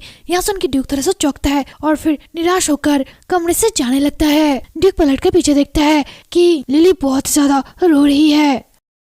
उसके बाद से शिफ्ट होता है और हमें दिखाया जाता है कि सुबह हो चुकी है। चार्लोट कुर्सी पर बैठे बैठे ही सो जाती है। उसके बाद लिली चार्लोट को बुलाती है और बोलती है कि चार्लोट, चार्लोट उठो। फिर लिली चार्लोट को पकड़ के उठाती है और बोलती है कि चार्लोट। चार्लोट झट से उठती है और बोलती है कि क्या क्या मैम, क्या आप ठीक हैं? फिर लिली बोलती है कि तुम्हारा क्या हाल है चार्लोट, क्या आप सारी रात ऐसे ही बैठे रहे? आंसुओं के साथ बोलती है कि खैर, आप बहुत ज्यादा घायल होके वापस आए और आप बहुत ज्यादा डरे हुए लग रहे थे, इसलिए मैं बहुत ज्यादा टेंशन में थी। फिर लिली बोलती है कि मैं ठीक हूँ, कल तो बस मैं थोड़ी चौंकी हुई थी। फिर चार्लोट बोलती है कि आपके हाथ में चोट कैसे लगी? कैसी गलती करना आपके बिहेवियर के उल्टा नहीं है, शायद इन दोनों आप बहुत ही ज्यादा थक चुके हैं। फिर लिली बोलती है कि मैंने चाय का कप तोड़ दिया। उसके बाद चार्लोट बोलती है कि क्या ऐसी गलती करना यहाँ बिल्कुल भी नहीं हो सकता, ऐसे काम नहीं चलेगा, आपको थोड़ा पौष्टिक खाना खाना चाहिए। चलो चलते हैं, पहले आप जाकर नहा लो, उसके बाद मैं आपके लिए खाना बनाऊंगी और आपको अच्छे से ब्रेकफास्ट करवाऊंगी। आज आप बस कुछ फल के टुकड़े नहीं खा सकते, आपको अच्छे से खाना होगा। फिर लिली बोलती है कि हाँ ठीक है ठीक है। उसके बाद से शिफ्ट होता है में दिखाया जाता है कि चार्लोट लिली के लिए खाना लेकर आई है। चार्लोट बोलती है कि और मैम आपकी नींद की गोलियों के बारे में। फिर लिली बोलती है कि ओह कोई बात नहीं, ऐसा लगता है कि अब उन्हें बंद करने का टाइम आ गया है, अब से मैं गोलियां नहीं लूंगी। यहाँ सुन के चार्लोट बहुत ही ज्यादा खुश होती है और बोलती है कि क्या सच में, मुझे सच में उम्मीद थी कि आप इन्हें लेना जरूर बंद कर दोगे। इनमें जहर मिला होता है और यहाँ आपके शरीर के लिए बहुत ही ज्यादा खराब है। फिर लिली बोलती है कि आप ठीक कह रहे हैं, आज रात से मैं नींद की धूप जलाने की कोशिश करूंगी। फिर चार्लोट बोलती है कि क्या नींद की धूप? फिर लिली बोलती है कि यह जहरीला नहीं है और यह शरीर के लिए हानिकारक नहीं होता। फिर चार्लोट बोलती है कि हाँ मुझे समझ में आ गया, यह एक अच्छा विचार है। तभी कोई दरवाजा नॉक करता है। फिर चार्लोट दरवाजे के पास जाती है और बोलती है कि यहाँ कौन है? डचेस अभी रेडी हो रही है। तभी दरवाजे के पीछे से बोलता है कि ओह मैं जॉन सेफ हूँ, मैं स्टेट में एक नया डॉक्टर हूँ। ड्यूक ने मुझे डचेस की निजी डॉक्टर के रूप में नियुक्त किया है। यहाँ सुन के लिली थोड़ा सा चौंकती है। उसके बाद वहाँ डॉक्टर अंदर आती है और बोलती है कि ड्यूक ने मुझे आपके स्वास्थ्य को लेकर बहुत ज्यादा ध्यान रखने के लिए कहा है और मेरी प्राइमरी स्त्री रोग है, लेकिन मुझे मनोचिकित्सक का भी एक्सपीरियंस है। फिर लिली मनी मन बोलती है कि मुझे थोड़ा सा अजीब लग रहा है, क्या थियोडोर की आदत वापस आने के बाद इस डॉक्टर को यहाँ से निकाल दिया जाएगा? उसके बाद जैन बोलती है कि मैंने सुना है कि आपको नींद नहीं आती है, इसी वजह से आपको बहुत ज्यादा दिक्कत होती है। और मैम क्या आप जानते हैं आप जो रोज दवा लेते हैं इसका एक साइड इफेक्ट बाझपन भी है। फिर लिली बोलती है कि हाँ मुझे पता है। उसके बाद डॉक्टर बोलता है कि और आपने आज इसे लेना बंद करने का फैसला किया है ना? उसके बाद लिली बोलती है कि हाँ आपने ठीक कहा, मैं ही प्लानिंग कर रही थी। फिर डॉक्टर बोलती है कि हाँ यहाँ एक अच्छा फैसला है, उस दवा के स्थान पर मैं आपके लिए एक हर्बल टी तैयार करके दूंगी जो आपको बिल्कुल भी नुकसान नहीं पहुँचाएगा। इस टाइम आपकी तबीयत बिल्कुल भी ठीक नहीं है और आपकी इम्यूनिटी पावर वहाँ भी बहुत ज्यादा कम है और आपके ब्लड फ्लो और अंगों की स्थिति नॉर्मल नहीं है। अगर सीधे शब्दों में कहूँ तो आपका स्वास्थ्य बुजुर्ग व्यक्ति के समान है, लेकिन सही देखभाल से आपकी तबीयत बहुत ही जल्दी ठीक हो जाएगी। और फिर डॉक्टर लिली को बहुत सी बातें समझाती है और फिर उनकी बातें खत्म होने के बाद डॉक्टर बोलती है कि तो फिर ठीक है, मैं आपसे कल फिर मिलूंगी, अभी मैं चलती हूँ मैम। अगर आपको किसी भी टाइम तबीयत खराब लगे तो आप मुझे फिर से बुला सकते हैं। फिर लिली बोलती है कि हाँ ठीक है, मैं ऐसा जरूर करूंगी। फिर लिली मनी मन बोलती है कि यहाँ थोड़ा सा अजीब है। उसके बाद लिली चार्लोट से बोलती है कि चार्लोट क्या हम लोग लाइब्रेरी चले? उसके बाद चार्लोट बोलती है कि हाँ ठीक है मैम। उसके बाद वे दोनों लाइब्रेरी में जाते हैं और बुक देखने लगते हैं। चार्लोट बोलती है कि मैम मैं यहीं पे खड़ी रहूंगी, इसलिए क्योंकि अगर आपको किसी भी चीज की जरूरत हो तो प्लीज आप मुझे बुला लेना। फिर लिली बोलती है कि इसकी कोई भी जरूरत नहीं है। उसके बाद लिली अपने हाथों से कुर्सी की तरफ इशारा करती है और बोलती है कि आप यहाँ पर बैठ जाओ। फिर चार्लोट बोलती है कि मुझे माफ करना लेकिन मैं। तभी लिली चार्लोट को एक बुक देती है। फिर चार्लोट ब्लश करते हुए उस बुक को लेती है। लिली मनी मन बोलती है कि चार्लोट पढ़ना जानती है, वह कॉन्वेंट में पढ़ी बड़ी है और वहाँ के भिक्षुओं ने उसे शिक्षा दी। हालांकि एक अनाथ नौकरानी के लिए पढ़ना लिखना यहाँ कुछ ऐसा था जिसने सभी का ध्यान खींचा। और जब वहाँ ब्लेटनो हाउस में गई और मेरी सर्वेंट बन गई तब भी स्थिति सेम ही थी, इसलिए मैं अक्सर चार्लोट को अपने साथ यहाँ पर ले आती हूँ। मैं उसे उसके दिल की इच्छा अनुसार पढ़ने देना चाहती हूँ। उसके बाद चार्लोट बोलती है कि योर हाइनेस थैंक यू। यहाँ सुन के लिली स्माइल करती है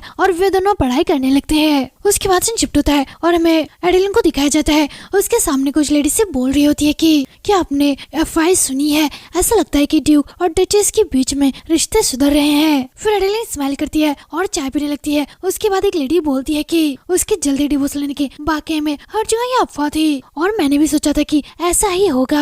क्या यहाँ सच है कि ड्यूक ब्लेटनो डचेस ब्लेटनो को द लकिया ब्लू ओपेल नेकलेस गिफ्ट में दिया और मैंने सुना है कि वह खुद नीलामी में शामिल हुए थे और ऊंची बोली से उसे जीत लिया। वह नीलम ओपेल लगभग 30,000 साल से भी पुराना है। वह बहुत ज्यादा कीमती रत्न है जो तकलिया की अंतिम राजकुमारी का था। एक ऐसा देश जो अब अस्तित्व में नहीं है, उसने उसे अपनी शादी के दिन पहना था। वह नेकलेस लगभग 50 साल से गायब था। अब वह नेकलेस अचानक नीलामी में आ गया। फिर दूसरी लेडी बोलती है कि मैं खुद ड्यूक ब्लेटनो पर यकीन नहीं कर सकती। नीलामी में उस दुर्लभ खजाने को सुरक्षित करने के लिए वहाँ आगे आए। फिर दूसरी लेडी बोलती है कि और उन्होंने इसे डचेस ब्लेटनो के अलावा किसी और को भी गिफ्ट दिया। सच कहा जाए तो मैंने सोचा था कि लेडी एडेलिन उस नीले ओपेरा की मालकिन होगी। फिर दूसरी लेडी बोलती है कि आराम से बोलो, शायद वहाँ सुन लेगी। तो फिर दो लेडी से एडेलिन के सामने आती है और बोलती है कि लेडी एडेलिन, क्या आप हमारे साथ शतरंज खेलना चाहोगे? हम लोगों ने एक जगह तैयार की है। तभी पीछे से एक लेडी बोलती है कि लेडी एडेलिन, क्या आपने सुना है ब्लेटिनो के बारे में? क्योंकि आप ड्यूक के बचपन के दोस्त हैं तो तुम्हें यहाँ पता होना चाहिए। थोड़ी देर के लिए माहौल पूरा शांत हो जाता है और एडेलिन बहुत ही ज्यादा गुस्से में होती है और वहाँ फिर नकली स्माइल के साथ बोलती है कि थी और मैं बचपन के बेस्ट फ्रेंड है, लेकिन मुझे कैसे पता चलेगा कि शादी के बाद जोड़ों के बीच में आखिरकार क्या होता है? फिर कोई बोलता है कि खैर ऐसा है, चलो कुछ टाइम पहले उसके बाद अनाउंसमेंट होती है कि ओ लेडीज एंड जेंटलमैन, अभी अगस्त का बीच का टाइम चल रहा है। फ्रांसीसी में गर्मियों का मौसम बहुत ज्यादा हल्का होता है, इसलिए आउटडोर के लिए एकदम सही टाइम है। क्या आप सबको नहीं लगता कि इस महान मौसम को एंजॉय करने के लिए हमें एक शिकार के कंपटीशन का आयोजन करना चाहिए, इससे पहले कि यहाँ सीजन चला जाए? वहाँ राडल लेंसियस होता है जो फ्रांसीसी राज्य की युवराज होते हैं। फिर राडल बोलते हैं कि इसलिए मैंने इस साल ऐसे जंगल को ढूंढने का फैसला किया। तो इस साल शिकार उत्सव के लिए मैंने ड्यूक और डचेस ब्लेटिनो को इनवाइट किया है। यहाँ सुन के एडेलिन खुश हो जाती है और खतरनाक से स्माइल करती है। सभी लोग इसके बारे में बात करने लगते हैं। उसके बाद राडल बोलता है कि यहाँ पहली बार है जब मैं ब्लेटिनो दोनों को एक साथ शिकार करने में भाग लेंगे। क्या यहाँ अच्छी खबर नहीं है? क्या बोलती हो सब लोग? यहाँ बहुत ज्यादा खुशी की बात है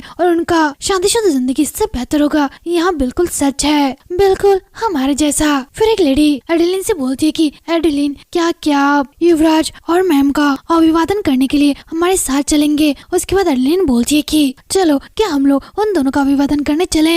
यहाँ देख एडेलिन की फ्रेंड्स थोड़ा सा चौंकती है और उसके बाद वे लोग उनका अभिवादन करने चाहते हैं। एक लेडी जाकर एडेलिन से बोलती है कि सिस्टर आप यहाँ है, और फिर एडेलिन की तरफ वहाँ इशारा करती है और फिर एडेलिन स्माइल करते हुए मन ही मन बोलती है कि मुझे जल्दी ही बैरोनेस का दौरा करना होगा। मुझे यहाँ देखना होगा कि अफवाह सच है या नहीं। मुझे खुद देखकर यहाँ पता लगाना होगा। यहाँ बात की थी की थोड़ी सी याददाश्त चली गई है। यहाँ शायद सीक्रेट रखा गया है। प्रॉब्लम तो यहाँ है कि उसका बदला हुआ रवैया ऐसा लगता है जैसे दूसरों की नजरों में हमारा रिश्ता बेहतर हो गया है। उसके बाद शिफ्ट होता है, ड्यूक को दिखाया जाता है। ड्यूक बोलता है कि मैंने रुद्र एक्सेप्ट करने के लिए थैंक यू लिली। लिली मनी मन बोलती है कि यहाँ बहुत ज्यादा बेकार है। हाल फिलहाल में वहाँ मुझे अपने नाम से बुलाने लगा है और शायद ऐसा लगता है कि वहाँ भी चाहता है कि मैं भी उसे उसके नाम से बुलाऊं। मैंने कब तोड़ा था उस घटना के बाद वह मुझसे मिलने नहीं आया और मैंने सोचा कि उसने लास्ट तक हार मान ली है, लेकिन उसने हार नहीं मानी थी। वहाँ बस अपने आप को रोक रहा था। कई दिनों तक वहाँ जगता हुआ मेरे इर्द गिर्द बस घूम रहा था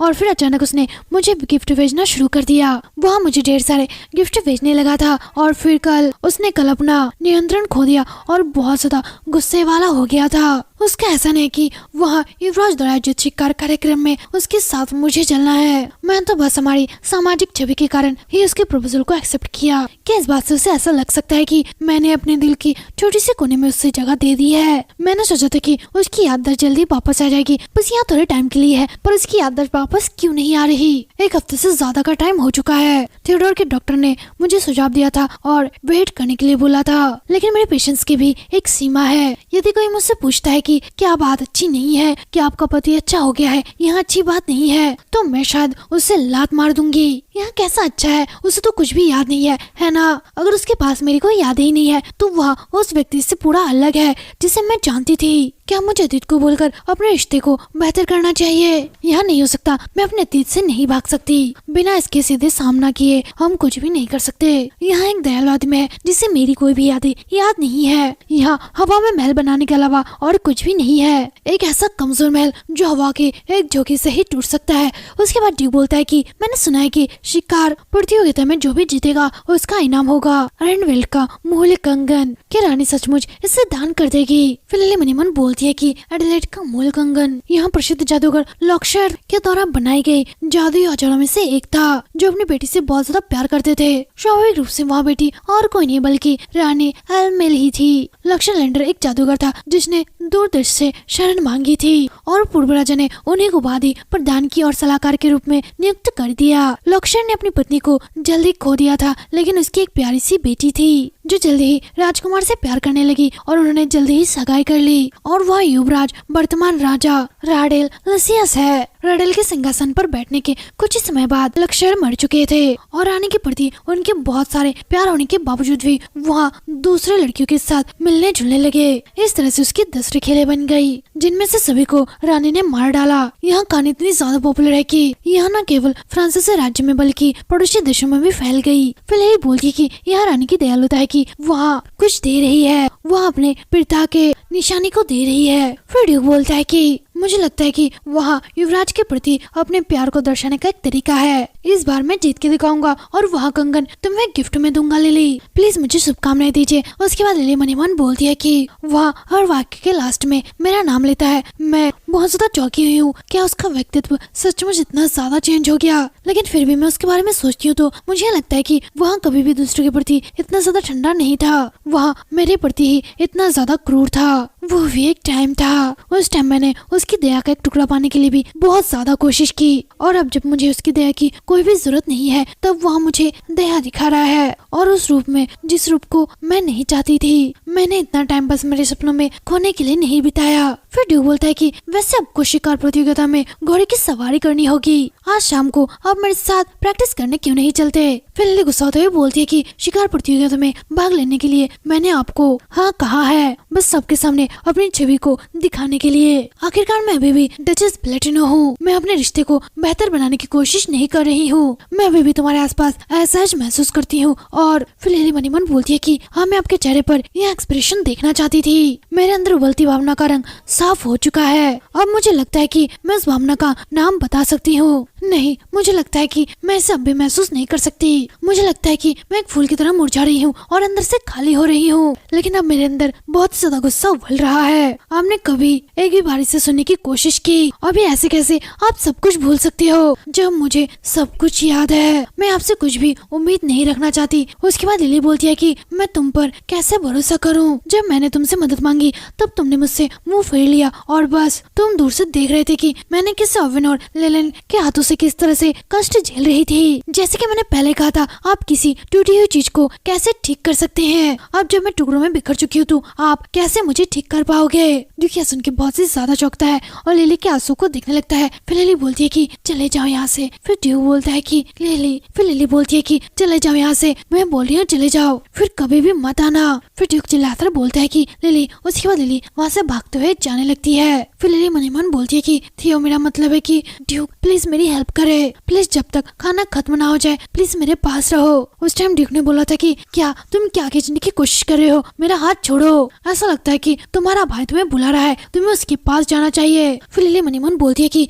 उस ठंडी निगाहों को मैं कैसे बोल सकती हूँ, वहाँ कठोर आवाज और जिस तरह से उसने मेरा हाथ झटका और मेरी तरफ पीठ करके खड़ा हुआ और कैसे कैसे वहाँ पहली बार मुझे छोड़कर चले गए थे, मुझे ओवेन और लेनचेस्टर के पास छोड़ दिया। उस दिन मैं उन दरिंदरों की निगाहों से टूट गई थी जो मुझसे दोबारा शादी करना चाहते थे। तो क्या मुझे गुस्सा होने का अधिकार भी नहीं है? भले ही मैं विराट हूँ और हमारे बीच किसी भी गलतफहमी के बावजूद। तभी ड्यूक पीछे से आता है और लिली को हक कर लेता है। फिर लिली मन ही मन बोलती है कि क्या मैं उसे चोट नहीं पहुंचा सकती? थोड़ी देर के लिए सब शांत हो जाता है और फिर ड्यूक बोलता है कि मुझे माफ कर दो लिली। लिली बहुत ज्यादा गुस्से में होती है और ड्यूक को दूर धकेलते हुए बोलती है कि आपको जिसे कुछ भी याद नहीं है कि हमारे बीच में क्या हुआ था, मैं इसे एक्सेप्ट नहीं कर सकती। आप माफी मांग रहे हो हालांकि आपको कुछ भी याद नहीं है। यदि आप यहाँ भी कह रहे हैं कि आप सब कुछ बदल दोगे तो इसका आखिरकार क्या मतलब है? मुझे समझ में नहीं आ रहा है कि आप आखिरकार इतना कैसे बदल सकते हैं सिर्फ इसलिए कि आपने अपनी याददाश्त खो दी है। मुझे इस चीज से नफरत है, तुम्हारी यादें अचानक